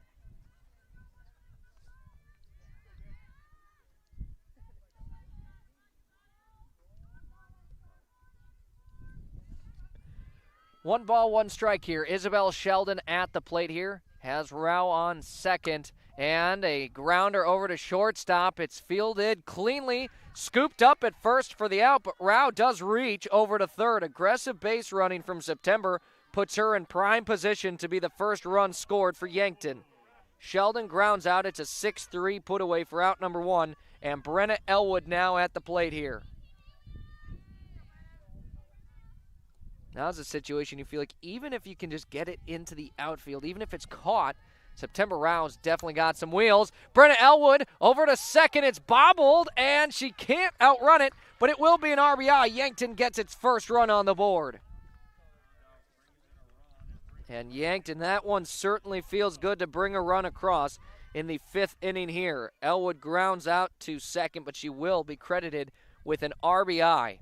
Madison Musfelt now at the plate here. She works with 2 outs, no runners on, as that runner did come across to score. Takes the first pitch, a called strike 1. It is a 1-run difference now, 2-1. Yankton trails T area. They'd love to tie it, but you feel like you got some momentum here as Musfelt fouls it out. 0-2 the count. Put that one right where her mom was standing at.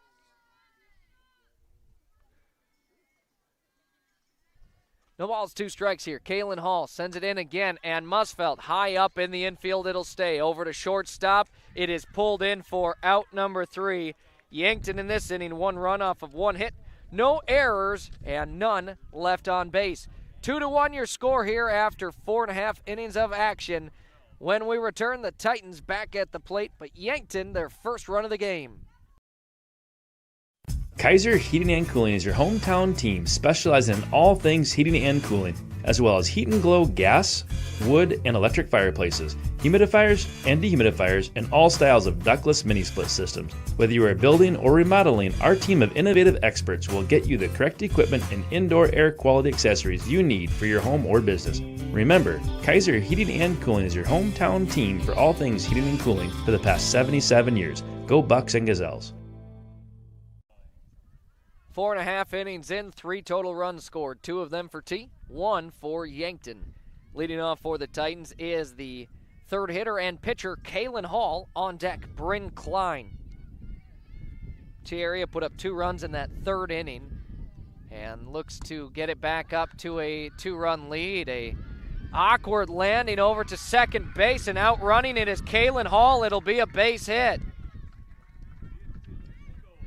An infield base hit for Kaylin Hall to lead things off, and yet again, T area with a leadoff runner. Only once in this game have the Titans not had a runner on with no outs. That was just last inning as a courtesy runner again over to first in place of Hall, Just trying to get the number here on the field. Should be able to get that number here shortly, as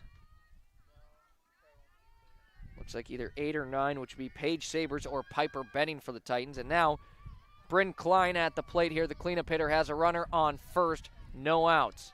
A big cut at that one, misses at 0-1.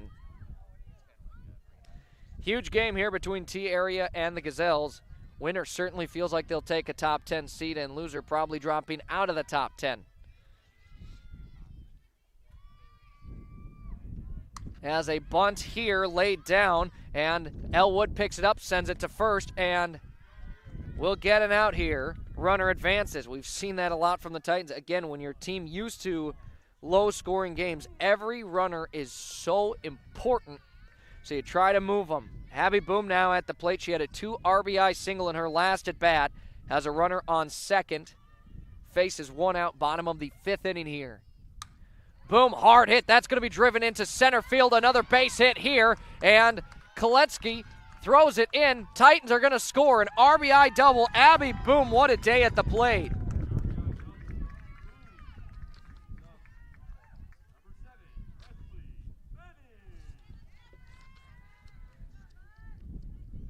So a run will come across here for the Titans again. They get back the one that they just gave up to Yankton. Off the double, Abby Boom is now 2 for 2 with a double, a single, and a walk. Now this one hit deep into left center, and Ava Gerard able to pull it in. The throw will keep the runner put, and it's out number 2. Presley Benning the fly out. Play made by Ava Gerard. Certainly felt like that one was going to go a little further, but we do have a wind blowing directly in from left field. Probably slowed that one down a little. Boom remains on second, and Anna Thompson now at the plate here. The runner on second, 2 outs. A slow dribbler up to Elwood, initially bobbles it, recovers nicely, sends it over to first for out number 3. For the Titans, they put up 1 run off of 2 hits, no errors, and 1 left on base. They've left 1 or more on base in every inning so far. We are 5 innings complete in, and Yankton trails 3-1. At the plate when we return for the Gazelles, leading off is Eliza Gurney.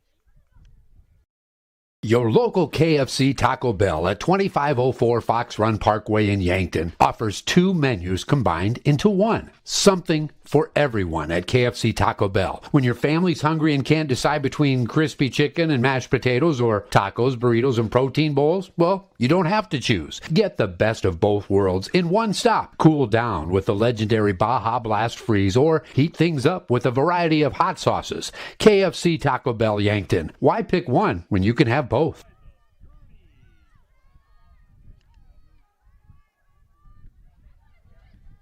Top of the 6th inning here, Yankton back at the plate. They need 2 runs to tie it, 3 to take the lead. Eliza Gurney will lead things off here for Yankton. Takes the first pitch high, ball 1.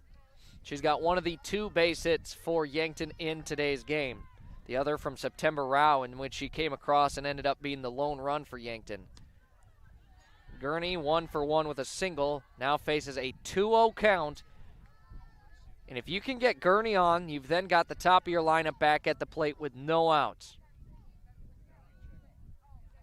2-0 the count, and Gurney will foul it off 2-1. It has been a very quick game on the field here, and that's because we've only got 4 runs scored between the 2 teams and a total of 6 base hits only, and we're here in the top of the 6th inning. Gurney facing a 2-1 count. Now 3-1, a hitter's count. So Gurney, 1 to let go if she doesn't like it. Yankton really hoping for a leadoff base runner here. 3-1 the count, and Gurney is going to be walked, sent over to first. And again, Yankton feels like the bats may be starting to turn that corner. That is the first walk from Kaylin Hall, by the way, all game long. She's done a fantastic job pitching in there for T-Area. And it brings up Callie Koletsky to the plate. Koletsky, the leadoff hitter in Yankton's lineup. A runner on first, no outs. This is when you need some runs if you're Yankton. Koletsky showed a sign of bunt, pulled it back. It's sent high, ball 1.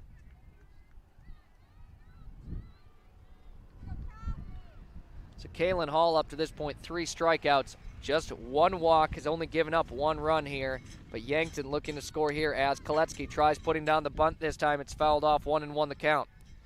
And Koletsky's speedy enough, you wonder if you can get an infield hit and maybe two runners as he send it to Ava Gerard on deck.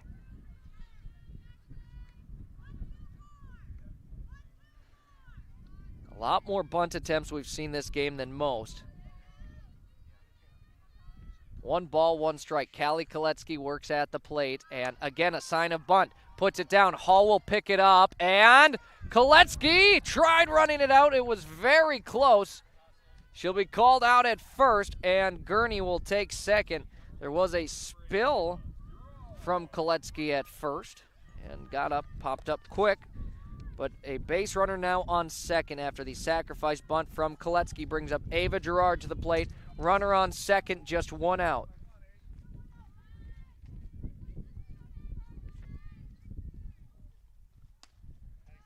First pitch is high, ball 1. Jocelyn Burns awaits on deck. Brooklyn King in the hole. It's your 2, 3, 4 hitters. Yankton just feels like they need it here. They trail by 2 runs in the top of the 6th. 1-0 the count here for Gerard. It's now 2-0. The more base runners you can get on, the better for your 3-4 hitters as Burns and King 0 for 4 combined in the game. You feel like they are due up for a base hit, both very good hitters. As Gerard fouls one up and out of play onto another field here at the complex. 2-1. So we're at the City of Tea Athletic Complex. A little windy here on a Thursday morning softball game. You don't get many games starting at 9:30 on a Thursday as Gerard again a foul ball and out of here again. Again going into another field. 2-2 now the count, and Gerard will have to protect. Feels like Yankton probably can't afford an out here without advancing the runner. 2-2 the count. Gerard at the plate and drives it into right field. It's a base hit. Gurney's going to be sent for home as Yankton is going to bring it back within 1. Ava Gerard, a huge RBI single, and Yankton's back within 1.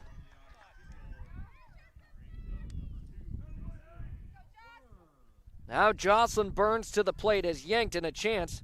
The game-tying run on first right now. What a huge hit there for Ava Gerard. It's only hit number 3 in the game for Yankton, but it could not have come at a better time as a timeout on the field here for the Titans, and I think we're going to have a changeup and a new pitcher. So we'll step aside. When we return, we'll have all of the updates here on Yankton, streaming on YouTube. 3-2, Yankton trails with a runner on. What does FloorTech do? When disaster strikes, water damage, mold growth, or fire cleanup, call the team you can trust. FloorTech Cleaning and Restoration. They respond fast to protect your home or business and restore it the right way with honesty, integrity, and top-notch service. Their crews proudly serve southeast South Dakota and northeast Nebraska, including Yankton, Mitchell, Norfolk, and Sioux Falls. For 24/7 emergency service, call 800-507-1822. If your home or floor is wet, call FloorTech or visit them at floortechrestoration.com. Yankton Rexall in the Meridian District, Yankton, for all your gifts and decor needs. It's the only place in town to find both Hallmark ornaments and cards for any occasion. They also have Willow Tree and Precious Moments collectibles, the perfect anniversary and wedding gifts, nativity scenes, Watkins products, and single Abdallah chocolates. The Yankton Rexall Pharmacy for all your prescription needs. Yankton Rexall at the corner of 3rd and Douglas, downtown Yankton. Hi, I'm Franny Kiefer with the Yankton School District Alumni Association. We strive to create a community of alumni and friends who support extracurricular and educational opportunities in the Yankton School District. Through scholarships, grants, innovative education opportunities, and staff appreciation. With us, you will keep connected to a community of Yankton School District alumni and friends all over. You can help continue to pay it forward and help future graduates. Register today at the Yankton School District Alumni Association website. And as we return to the field, we do have a new pitcher here for the T-Area Titans, as it will now be Bryn Klein.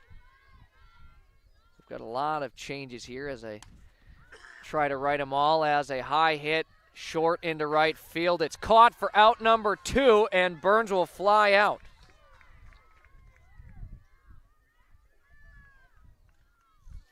So Bryn Klein will come in relief of Kaylin Hall, and I tell you what, she's got some zip on her pitch here. That one caught for out number 2. Yankton trails by just 1 as Brooklyn King at the plate here for Yankton. King has had some clutch hits in the last few games. Really could use another one here. As up the middle it goes. It's going to get through, and it is another base hit. Taking off for third here is going to be Gerard. We've got a 1-3 situation. Brooklyn King, another clutch hit for Yankton, and it brings up September Rao to the plate. Yankton needs it here. The game-tying run is on third. September Rao, who's 1 for 2 in the game. An opportunity for Yankton.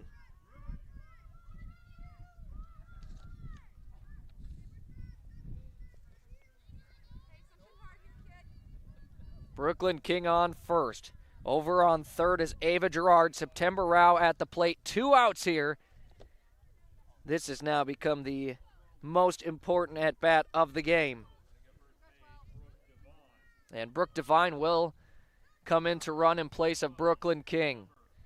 And now if you're Yankton, are they trying to take second, maybe a throw down and send Gerard home? We'll see how this plays out as September Rao at the plate. Sits on the first pitch, and the throw is right back to the pitcher, and getting back safely is Ava Gerard. It was a close one. Devine will end up taking second, so now runners on second and third. If Rao can do what she did last time, it'll score 2. And head coach Emmy Utes will head back out and talk with the umpires as they will decide if it's safe or out at third. And with how quick the decision was, I was just going to say you got to imagine the call's going to stay the same. Usually if it's that fast, they're not changing the call. 0-1 the count here. September Rao at the plate, coming off a double in which she ended up scoring the first run for Yankton. The Gazelles need her here. 2 outs, runners on second and third. Her team trails as that one off of the tip of her bat, a slow roller over to second, and they'll throw her out at first to hang on to a lead after the top of the 6th inning. This one is a good one here in T as Rao will ground out. Yankton puts up 1 run off of 2 hits, no errors in the field, and 2 left on base. Titans back at the plate here as we send it to the bottom of the 6th inning of action. Leading things off will be Morgan Sayer with Maddie Drott on deck. It's the 8 and 9 hitters in the lineup here. At Elwood Family Dental Care, we treat our patients like family. We have an experienced and caring dental team. We take the time to make sure you understand your oral health and answer any questions you have about your dental treatments. We take pride in educating our patients. Whether you need fillings, crowns or bridges, dental implants, just a teeth cleaning, or even Botox, come visit us at 1818 Broadway Avenue. And remember, we take care of the entire family.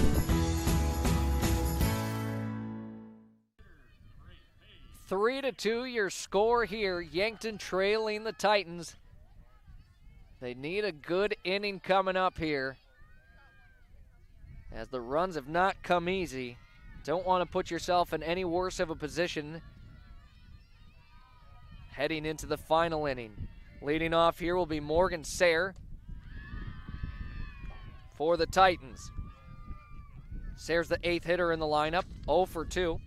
Maddie Drott, the 9 hitter in the lineup, awaits on deck. Last time these two let off an inning, Yankton did get the first 2 batters out, and it was probably their best defensive set. They need another one here. Bottom of the 6th, 2-0 the count here for Morgan Sayer. Elwood sends one in, finds the strike zone with that one. 2-1 now the count, and Sayer works in the box here. 2 balls, 1 strike, and Elwood just misses it outside. 3-1 now the count.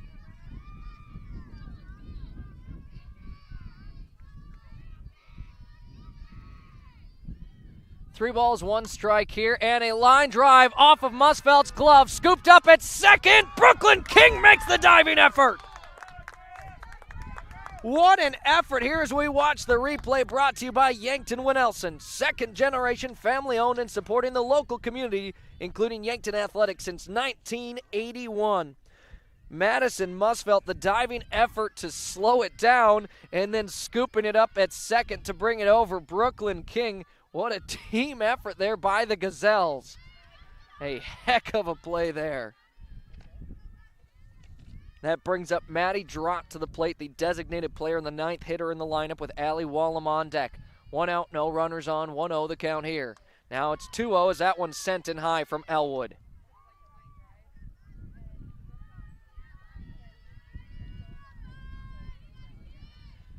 Maddie Drott up 2-0 in the count as Elwood, some work to do now, faces a 3-0 count. She has thrown a lot of pitches here between the last two games. 12 innings between Tuesday and Wednesday. She's now in her 6th inning today. Her 18th inning of the week, and that is ball 4. A base runner for the Titans as they look to extend their lead, give themselves a cushion heading into the final inning. Yankton, though, has forced a lot of left on base defensively here so far in the game. Allie Wallem now at the plate. 1 for 1 with a double in her first at-bat, was then hit by a pitch and walked. She's the top of the lineup for the Titans here. 1 out, 1 runner on. Sits on the first pitch, strike 1. Wallem has some pop on her bat. Yankton has got to be prepared for it on their toes in the field. That one fouled up and off the backstop. 0-2. Elwood the advantage in this count.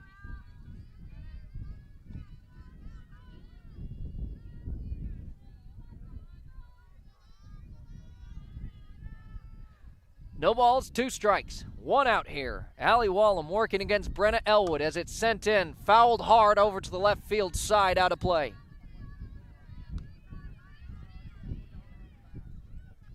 3-2. 5 runs scored, and the Titans the advantage in a close one here. Another 0-2 as it's off the bat into the outfield, and a base hit for the Titans. They've got 2 runners on. Wallem remains perfect in the game. 2 for 2 and has reached all 4 at-bats. Another situation for Yankton's defense. Ava Opland at the plate here. She's laid down 2 sacrifice bunts. We'll see if we get another one here as a courtesy runner, as Lily Turek will come in for Allie Wallem. That was base hit number 5 of the game for the Titans. Yankton has 4. Ava Opland at the plate, faces 1 out, a swing and a miss there, 0-1 the count. So no bunt here from Coach Utes and her team. On deck awaits the pitcher, well, now first baseman, Kaylin Hall. That one comes in low and inside, 1-1. If you can keep it a 1-run chance or 1-run game, all you need is 1 good at bat if you're Yankton. The Titans, though, leading 1, trying to push that further. Elwood finds a zone for a 1-2 count now. A strikeout would go a long ways here for this Gazelles defense. 1 ball, 2 strikes, 1 out. At the plate right now, Ava Opland. As the next pitch fouled off the backstop. Count remains the same. Every out so crucial here until this game is wrapped up. We knew it was going to be a good one, and it's been as advertised. The 10 and 11 seeds battling it out. Elwood, a hard hit grounder over to third. Rao picks it up, was going to send it to first, but then gets the lead runner, and the Yankton crowd was shouting, no, send it over to third. They'll get the lead runner. Maddie Drott out at third. Allie Wallem will advance to second, and it's actually Lily Turek in her place. And Ava Opland reaches off the fielder's choice. Kaylin Hall now at the plate. 2 outs, runners on first and second. As that one hit hard into left field, it's drifting foul. Gerard, no opportunity to bring it in. 0-1 the count. That one puts your defense on edge just a little bit, though, as it was hit quite hard. 0-1 the count here.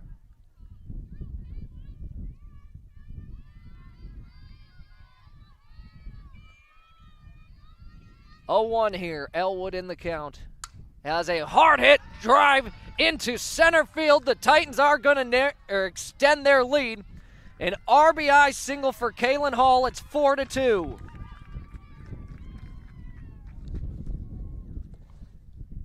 Lily Turek comes all the way around to score.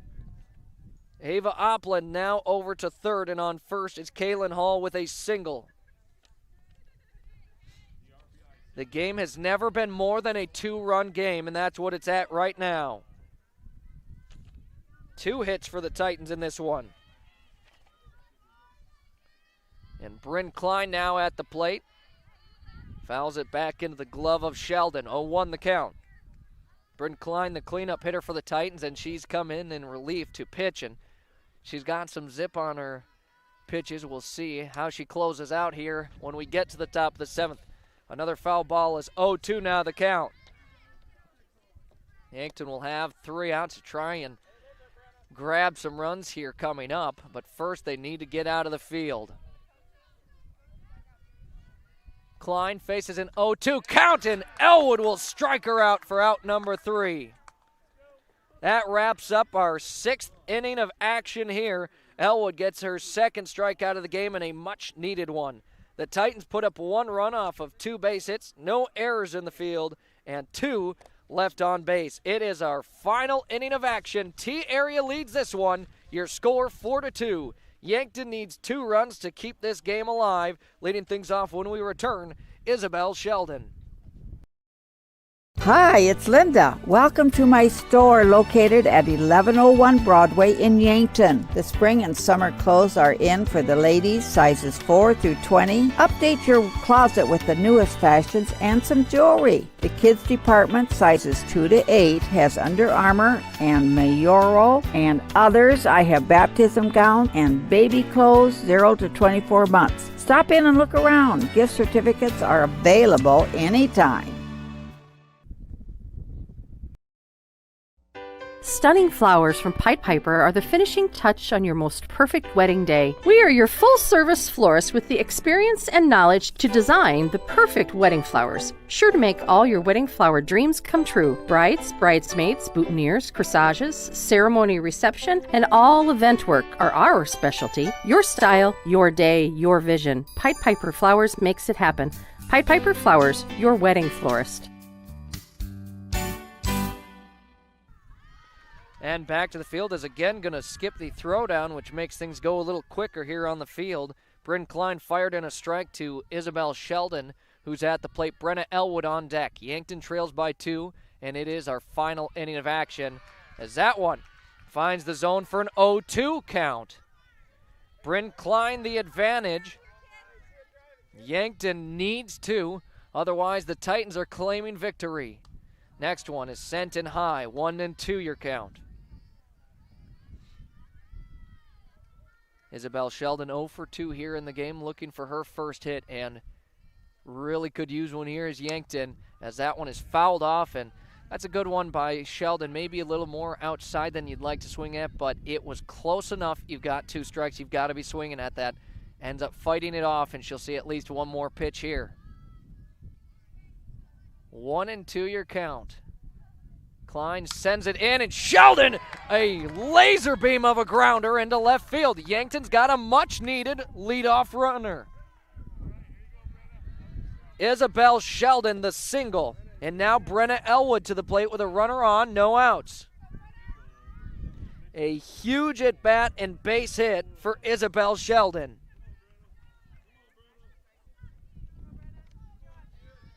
Brenna Elwood now at the plate here. She's hit the ball twice, both times to second base, looking for a base hit here. Her first time working against Klein, who finds the strike zone. And tell you what, these T-area pitchers are very accurate. 1 total walk through 6 total innings of action in the field. Brenna Elwood now facing an 0-1 count in this pitcher's duel. As she fouls that one off, it was kind of same spot. 0-2 she now trails in the count. On deck awaiting will be Jordan Kudera for Yankton.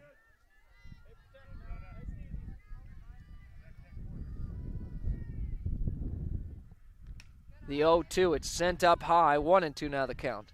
It's about exactly what we saw in the last at-bat with Isabel Sheldon, and Yankton would love a repeat of it here to get a couple of runners on. 1-2 your count here. Klein sends it in, it misses outside, ball 2. If Yankton can get the first 2 runners on, they'll be feeling a lot better about their chances. They need 2 here. It's 4-2. 2-2 now your count here. Bryn Klein winds up, fires it in, and Elwood puts it into play. It's in right center. It's going to be pulled in and caught for out number 1. A nice effort from the center fielder, Abby Boom, who, by the way, has just had an incredible game. 2 hits for her and pulls in a clutch out right there, as that one could have been trouble. It'll be our first out here of the top of the 7th. Jordan Cooter now at the plate. Her first time batting here in this game. And what a crucial moment for the Gazelles. Awaiting on deck, Eliza Gurney, who's reached both times she's been at the plate.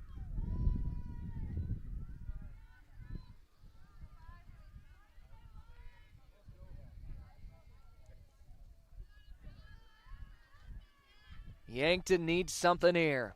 The bats have not quite gone as they had hoped in this game. As Jordan Cooter, her first at-bat, comes at the most important time of the game. She works against Bryn Klein and now faces a 1-0 count after that ball was sent in high. Any way on from here on out for the Gazelles. As Cooter fouls it, it's going to just make it out of play. 1-1 the count. It's a good sign that the first one she took a swing at is fouled off. That's her first swing of the day here at the varsity level. Her team needs her big time. 1 out, 1-1 the count. Cooter at the plate. Isabel Sheldon on first now, a 2-1 count. A pump fake from Allie Wallum over to first. Sheldon isn't going to bite on the pump fake. A 2-1 count here for Cooter. As Cooter hits it high up, it's going to be in the infield, and Wallum pulls it in for out number 2. Yankton is down to their final out of the game. They need 2 runs yet.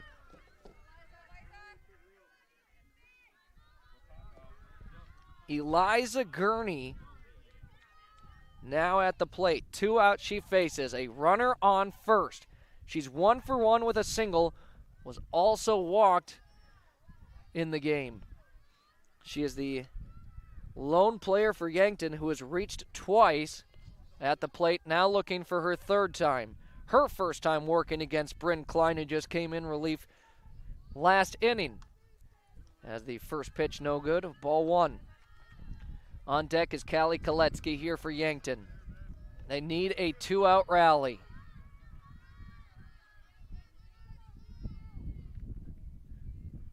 1-0 is Gurney. That one nearly hit her, but she'll foul it off either way. 1-1 the count. Thing is here, with a runner on, all you need is 1 good hit, and this is tied up. 1 ball, 1 strike. Eliza Gurney at the plate for Yankton. The regular season finale coming down to the wire. Got her swinging there. 1-2 now the count, as Bryn Klein and the Titans could be 1 pitch away from victory here today. 1-2 your count. Gurney working at the plate against Klein. Klein sends it in, and a foul ball here for Gurney. She'll hang in for at least 1 more pitch.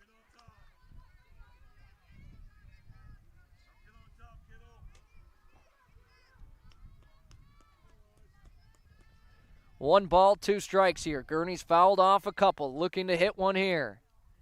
And another foul ball. She hangs in there and keeps this at bat alive, and her team still in the game.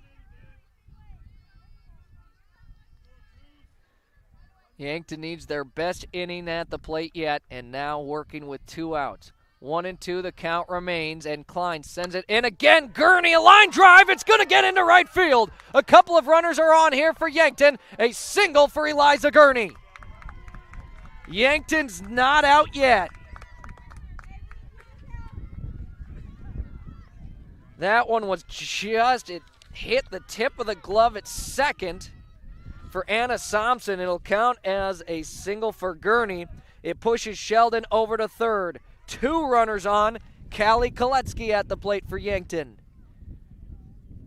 They still work with 2 outs, but now 2 runners on. What a day at the plate here for Eliza Gurney, one of the 3 seniors who's played for Yankton this season. 2 for 2 with 2 singles and a walk. She's reached 3 times on base this game.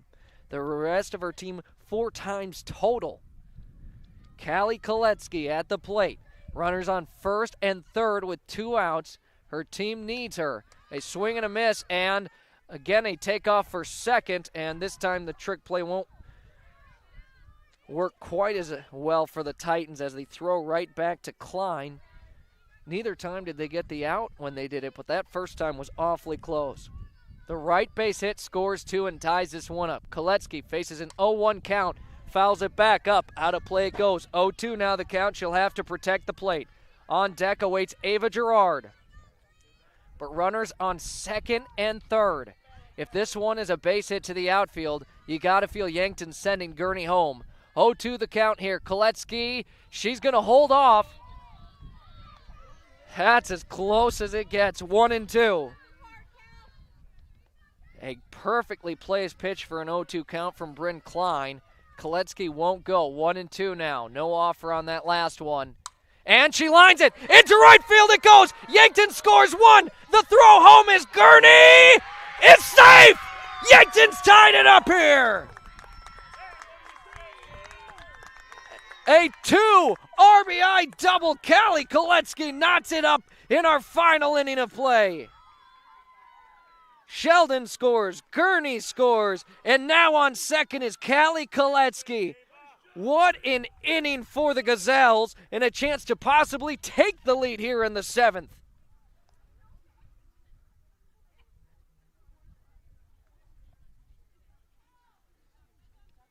Now at the plate, Ava Gerard here for the Gazelles. Koletsky's on second. Ava Gerard in this game 1 for 3, and it hit a single in the 6th inning, just last inning. Now a lot of pressure taken off the Gazelles. Even if you don't score anymore, a good defensive effort can push this to extra innings. We're tied up at 4 apiece. What a game. You can't ask for a better one. That pitch is sent in high. 1-0 the count here. Bryn Klein in the circle here for the Titans. 2 runs Yankton put up here in this inning. They needed them. Next one, low in the dirt. Great job, though, by Allie Wallum to scoop it up and keep Koletsky put on second. All of a sudden, we're back to a about equal amount of pressure on each team. The 2-0. Now 3-0 for Gerard. On deck awaits Jocelyn Burns for the Gazelles. Koletsky getting a little aggressive on third. On second. She'd love to take third. Now the 3-0. It's fouled off the bat of Gerard, and you know what? I know it's a 3-0 count. I love the swing, though. It's going to get called for a strike, and right now your team's got some momentum hitting. You might as well try to put it in play and maybe score Koletsky. A base hit goes a little further right now than a walk. 3-1 your count here. A hitter's count for Gerard. And over to first. It's scooped up, and first base will be touched. But we are all tied up heading into the bottom of the 7th inning. Yankton, a much-needed 2 runs scored off of 3 base hits.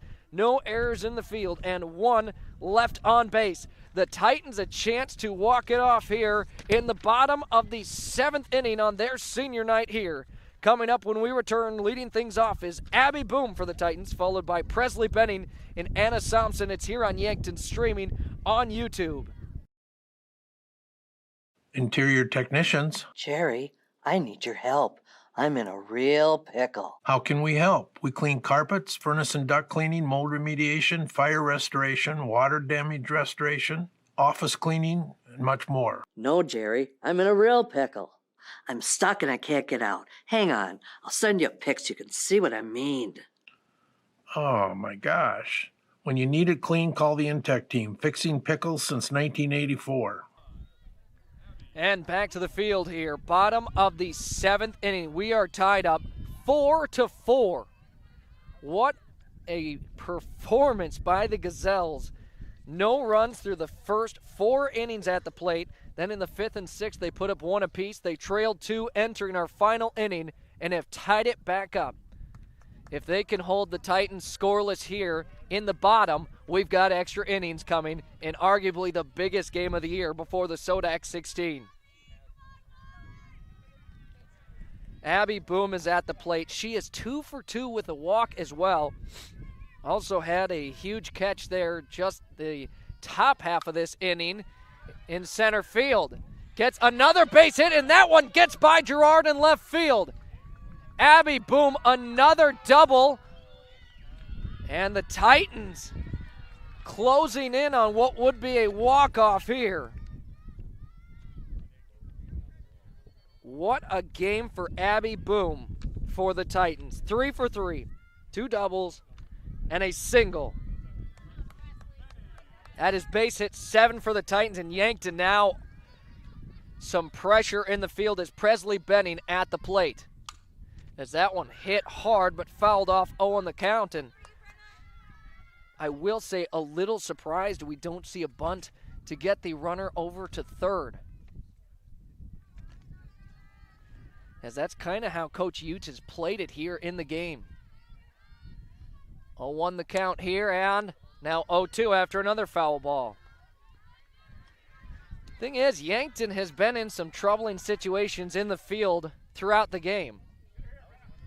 A lot of the times they've gotten out of it without giving up runs.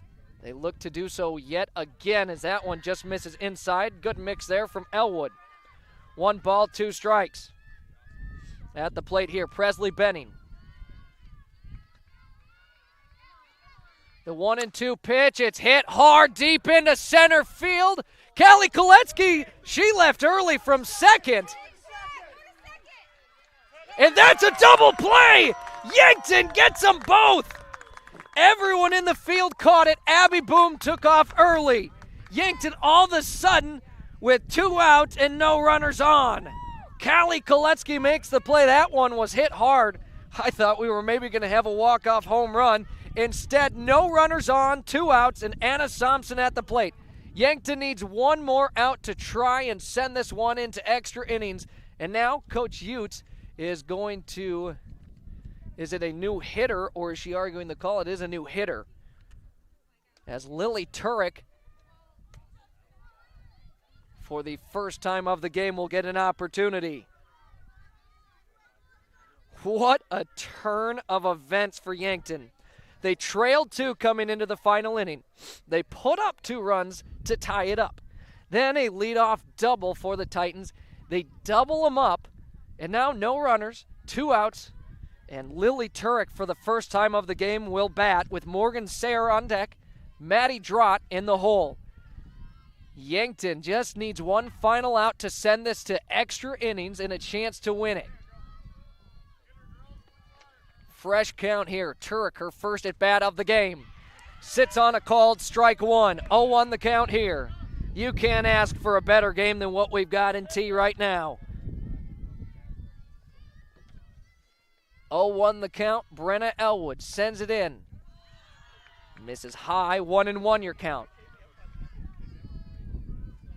Again, still a little surprised Utes didn't lay down a bunt to send Boom over to third, but Yankton certainly happy she didn't as they got their runner that they needed out. 2-1 the count here. Turek, no swing yet. Elwood trying to find the zone here and push this to an 8th inning. That one fouled off. 2-2 your count.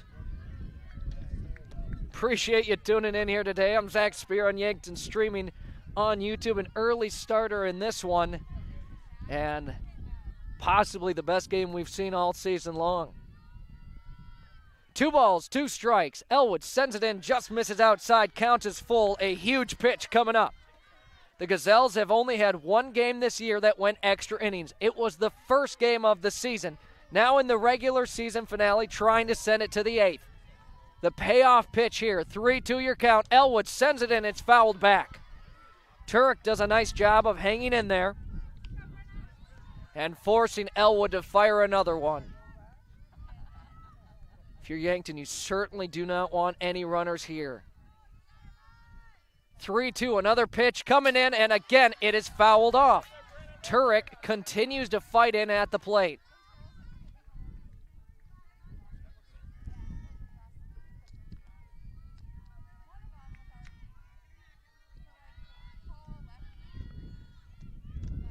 (3-2) for the third time in a row. Elwood sends it in, and it's going to stay the same. Another foul ball out of play here.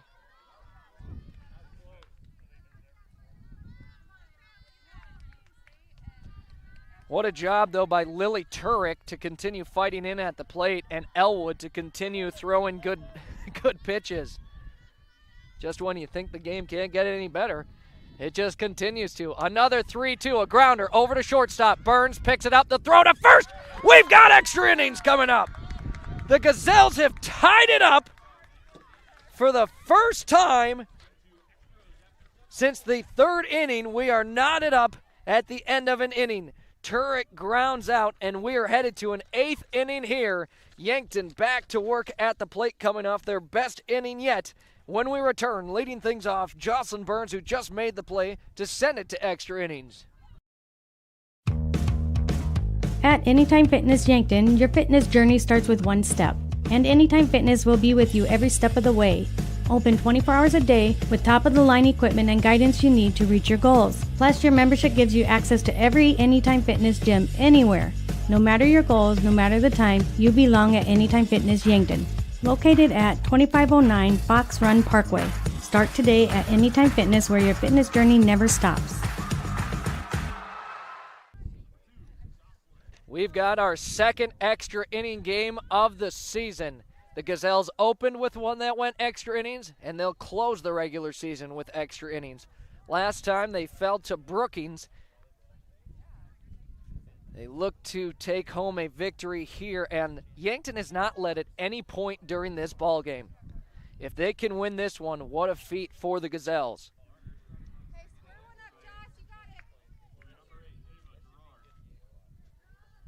And since it's overtime, extra innings,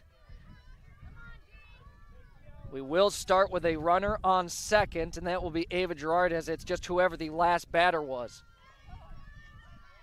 Jocelyn Burns at the plate, on deck Brooklyn King. It's the 3-4 hitters for Yankton. She tried laying down the bunt. It's fouled back, 0-1 the count.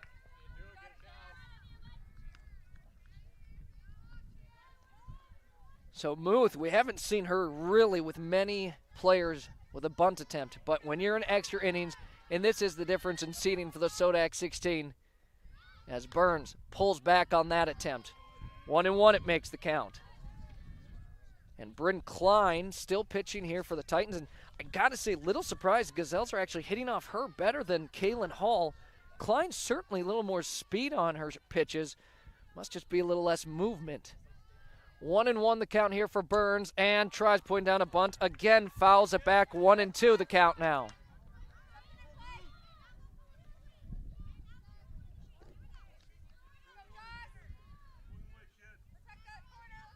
One ball, 2 strikes, no outs. Jocelyn Burns trying to get the runner over to third. And a short one that's going to drop in front of second. Jocelyn Burns is going to have an infield single. Runners on first and third.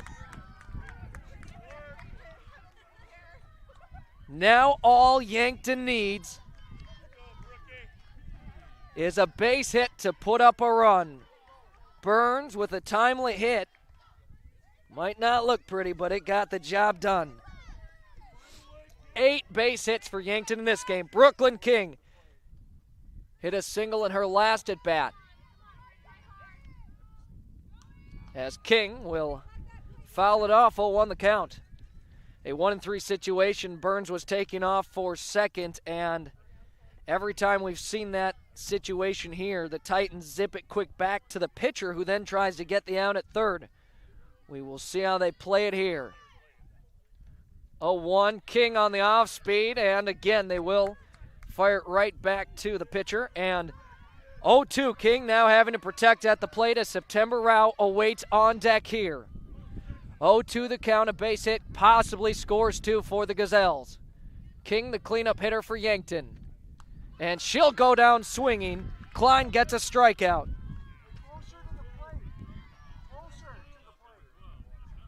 And it brings up September Rao.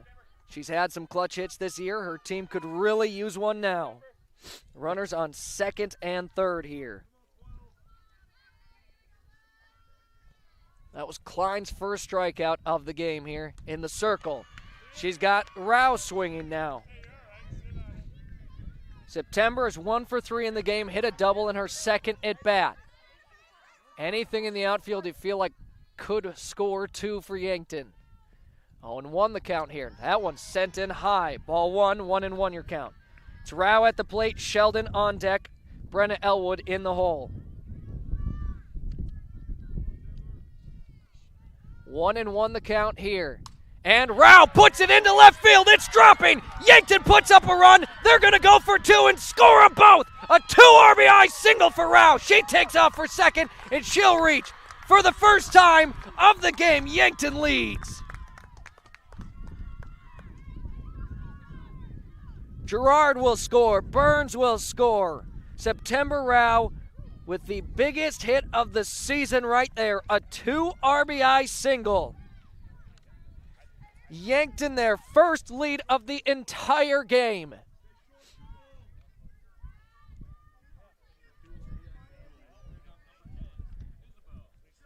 Isabel Sheldon now at the plate.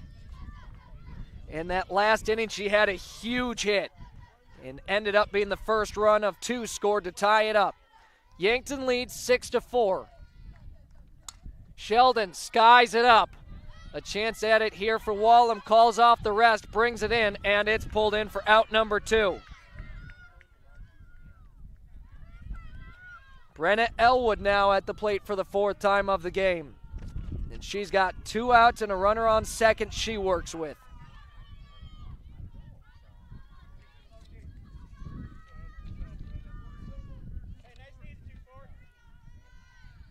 Two outs here. Runner on second. Elwood launches that off the bat. It goes foul, out of play, 0-1.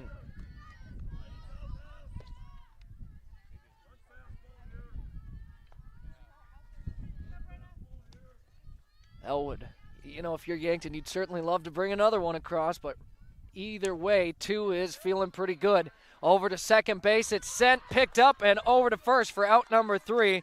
Yankton will wrap up this inning of action with 2 runs off of 2 hits, no errors in the field, and 2 left on base. What a game here. We head to the bottom of the 8th inning, where the T-Area Titans trail for the first time of the game.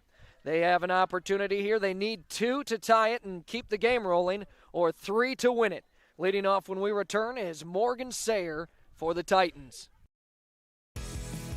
Welcome to Wall of Fame, where style meets customization, specializing in crafting custom clothing and print shirts. We ensure every stitch and every print is of the highest quality, so you get the best clothes every time.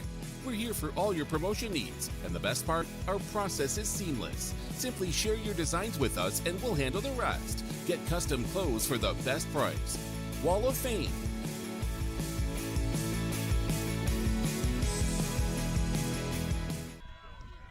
And back to the field. Yankton leads. Your score, 6-4. Gazelles trying to grab win number 9 on the season as Morgan Sayer will lead things off. She lays down a bunt. It's picked up by Elwood. They'll get the first out. And with that runner who was on second, she's advanced now to third. Of course, the Titans need 2. If Yankton can get an out here, they'll certainly feel good. At the plate is Maddie Drott. She's 0 for 1, has been walked twice. A swing and a miss there makes it 0-1. On deck is the Titans' top of the lineup in Allie Wallem. Maddie Drott, the designated player for T-Area at the plate here. 0-1 the count she faces. 1 out and a runner on third. Pitch is sent in high from Elwood. This is the moments where you cannot give them anything, whether a hit by pitch, a walk, anything. Force them to earn it here. 1-1. It's now 2-1. Again, Drott has been walked twice already in this game. Things will get interesting if she's put on to first, because that would be 2 runners then, with just 1 out in the top of T Area's lineup. The 2-1 count, a dribbler over to second. King picks it up, and an error to first. Drott's going to take off for second, and she's going to reach safely. It's a 1-run game, and we've got our first error of the game, and it's here against Yankton. Turek will come across and score. Maddie Drott reaches second off the error.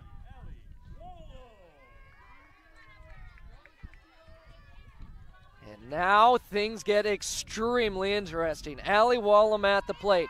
She's 2 for 2, has also been walked and hit by a pitch. Her team just needs 1 run, fouls off the first one, 0-1 the count.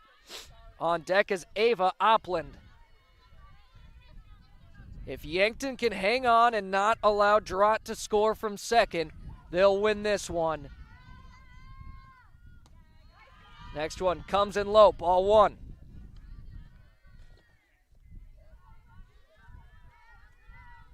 There's certainly a chance, though, we're sent to the 9th inning as well. Elwood's next one, just a little high, 2-1 the count. On deck, Ava Opland, Kaylin Hall in the hole. It's Allie Wallem at the plate. She has been as good as any of her team batting. She's 2 for 2. And when she hasn't gotten a base hit, she's reached by a bean and a walk. It's now a hitter's count, 3-1 here. Elwood working against Wallem.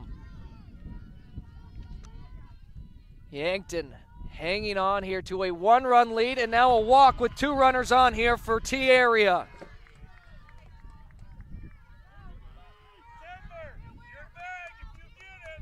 So now a force out at first, second, and third here. Maddie Drott on second, Allie Wallem on first. 1 out, 2 runners on. T Area trails by 1. Ava Opland at the plate here. Sits on a called strike 1. If Yankton can get her without advancing the runners, that would be huge. Opland is 0 for 2. She's also laid down 2 sacrifice bunts here. The 0-1, it's hit up. Yankton, it's going to stay in the infield. Elwood calls everyone off, pulls it in for an out. We are down to the final out of the game. The third hitter in the lineup for the Titans, Kaylin Hall, up to bat. She's got runners on first and second, 2 outs she faces. Her team needs 1 to tie, 2 to win. No runs would be a loss for the Titans here. First pitch is sent up high, and for the Titans, they've probably got their hitters they want up at the plate. They're 3 and 4 hitters. Kaylin Hall at the plate, Bryn Klein on deck. Kaylin Hall is 2 for 4 in her last 2 at-bats, 2 base hits. Sits again, 2-0 the count.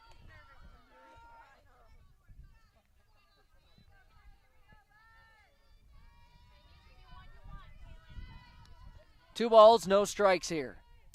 That one hit high up. Koletsky, a chance to put this game away. Into right center. She goes, pulls it in. Yankton wins this one. A nail biter in T. And Yankton pulls through in the 8th inning here. Kaylin Hall flies out, and that wraps it up here tonight. The Gazelles close out the regular season with the game of the year. Your final score, 6-5. Gazelles should clinch a top 10 seed in the Sodak 16 and wrap up the regular season with a record of 9 wins, 11 losses. T Area drops to 5-11 on the season. What a comeback for the Gazelles as they win it here today. Coming up, we've got our first Dakota National Bank post-game show, our Kaiser Heating and Cooling hot hitter of the game as we tally up stats. It's all on the way here on Yankton, streaming on YouTube. Triple Time Rudy's on the corner of 16th and Broadway, Yankton. Stop in and check out their wide variety of items. Grab some snacks, whether you want chips, popcorn, or something sweet, they have it. Ice cold beverages, or when you need that boost in the morning, coffee. You can also grab the best locally produced meats, meat sticks, and cheeses in the area. Guaranteed fresh. For those hot days, grab a Freezy too. Get all your car needs and 5 cents off a gallon when using cash. All at Triple Time Rudy's, Yankton. The Bonesetter Chiropractic, Yankton. I'm Dr. TJ Stotz. When you need chiropractic, we're here. We use a hands-on approach, decompression traction, electrical stimulation, acupuncture, and state-of-the-art examination techniques. We're happy to offer exercise and supplement advice as well. The Bonesetter Chiropractic, 215 Mulberry, Suite 9, Yankton. Call or text 605-401-5701. Bringing you comfort when there's discomfort. Starting the first bank in South Dakota was the easy part, earning the confidence of local farmers, helping families account for their dreams, and securing the future for countless businesses took us a little longer. We owe it to the hard workers, big dreamers, and forward thinkers out there. Thank you for making South Dakota a great place to call home.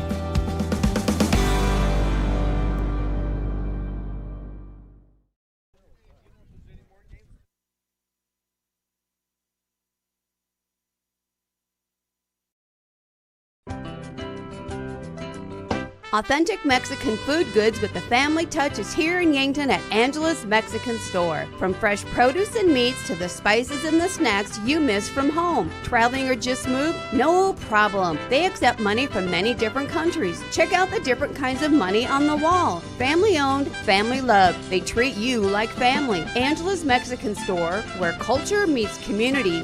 Stop in today.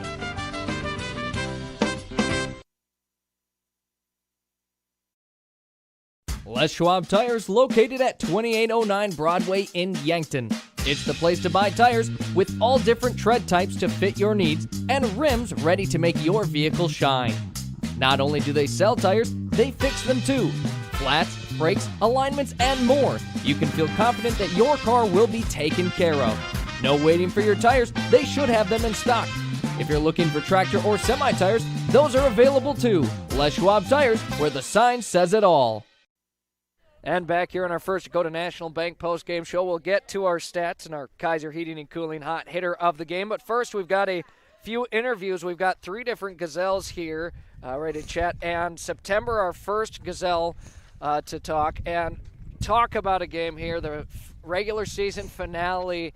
What a fun game. Tell me all about it. It was really stressful at the beginning because we couldn't time it up right.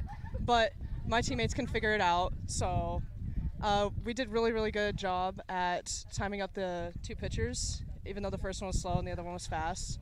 So I think everyone collectively did a great job at just competing. And when you're at the plate there in that 8th inning, it's extra innings, you've got runners on, what's running through your head? Honestly, I don't like to think much, so I just try to calm myself down, so just to hit the ball. Don't think too much on it. No. Just go hit the ball. Well, Yeah. I love to see it. And you did hit the ball. You came up with a couple of huge hits for your team. And now into the Sodak 16. What are you looking to see in that game? Hoping, I don't know who we're playing yet, but honestly, I'm just hoping to win more games with these girls because I don't want it to end until state. So. Well, great win here, September. Congrats, and great game from you. And we'll just have to wait and see who the opponent is on Tuesday. Thank you. And now we've got Callie Koletsky on the microphone. And Callie, well, now I just asked her, could you tell me about the game now? Obviously very stressful. I mean, we struggled to get our bats going, but I'm glad we got them going at the right time, and then everything else just played out. We had some good defensive plays, and it was just a stressful game, but I'm glad we could pull off the win.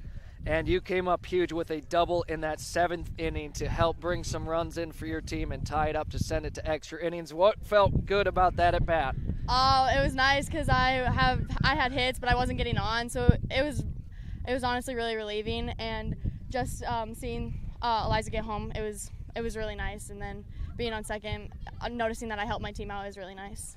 And then, of course, you were able to bring in the final out of the game. 2 outs, it's extra innings, they've got runners on, and if you don't bring that in, they're probably scoring 2 and winning the game. Mm-hmm. What about that situation? Tell me about that one. Obviously with 2 outs and runners on, 100% for every single ball, no matter where it's at, I'm gonna attempt to make a play on it. And the ball was moving in, but you know, I'm trying to run as fast as I can, trying to get under the ball, and luckily I did, even though it was in the infield, but it was very relieving to catch that ball. Well, congratulations on the win. What a way to end the regular season, and I look forward to seeing you play on Tuesday. Thank you so much. And now the final player here to chat with for the first time of the year, Brenna Elwood. And Brenna, well, first we'll get to this game, but this week, that is your third day where you have pitched the complete game. 7 innings on Tuesday, 5 yesterday, and now you just went a full 8 innings. How's your arm feeling, first of all? It's a little tired, a little sore now, but I'm doing good. We'll take care of it. We got a couple days off here, so. And when Moose says, hey, you're starting in the circle here, what's going through your mind? I get really excited. You know, I just want to go out and compete and do my best, and I've got a great team behind me looking to make plays and get good hits, so it's really fun. And let's talk about the absolute thriller of that game. What did you see in that one? Yeah, it was so much fun. I mean, getting down 2-0 early, it was not ideal, but we came back and we battled and we rallied, and it was super fun. And just getting to see your team pull away in the end there. I mean, you didn't lead at any point in the game until that 8th inning of action. What is that feeling like when you've trailed the entire game, you finally tied up, and now you're leading with a chance to win it? Yeah, it was so much fun. Our energy in the dugout was crazy. It was so loud, so much fun, but this is why you play softball, so. And then on that final out, you see it hit high up towards right center. What's going through your head in that moment? Callie's got it. I know she's going to go get it, so, yep. Have faith in the teammate. Well, I love to hear it. Brenna, congrats on a great win. You've had a great week in the circle. Really have fired it in well. You came up big for your team here today, and you'll wrap it up with a win. Good luck. We'll just have to see who you play on Tuesday. Yep. Looking forward to that game. Thank you so much. So after a few chats now here with some players, we've got Jill Muth. And Jill, we got the excitement from the players. Now let's hear the coach's point of view. That's game of the year right there. You know, that like Brenna said, you know, getting down 2-0 wasn't ideal, but you know, we just kind of battled, and their pitcher was throwing strikes, and we just weren't able to, you know, get the timely hits off of her, and we just kept at it, and Brenna, you know, kept us in the game, and our defense kept us in the game. I thought we did a really nice job, you know, making plays and keeping girls from advancing bases, and then, yeah, just when it mattered there in the 7th, and then in the 8th, we got 2 really timely hits from Callie in September, and did just enough to hold on and win. And it feels like this game probably clinches you a top 10 seed in AA. We'll see if it gets you enough to move up or not. But you probably were going to drop head. You lost this one. How's that feel, you know, building some momentum and keeping a better spot? Well, I think, you know, most important was going into the postseason with a win, you know.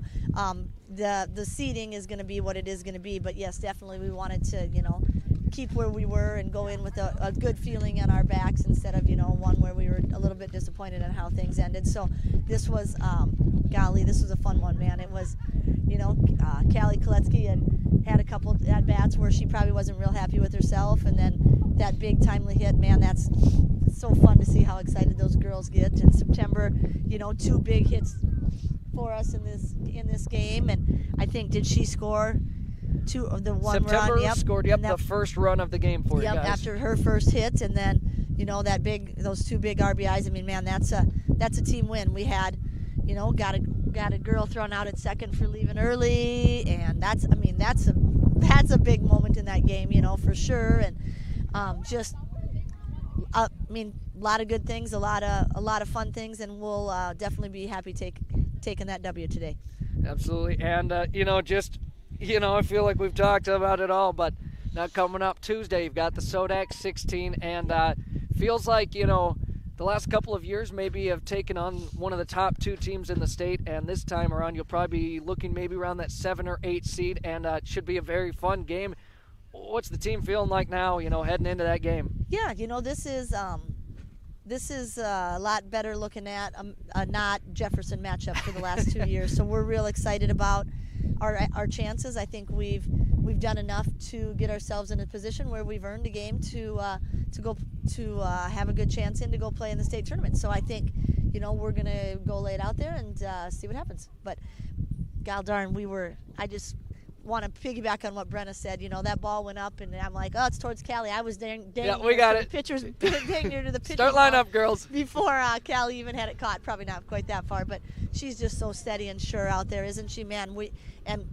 Oh, man, it was just like every little play you think, oh, that's, you know, one little play here or there, but, man, that's what it is in a game of baseball or a game of softball is one little play, and, boy, I'm happy it went our way today. Absolutely. Congrats on a huge win.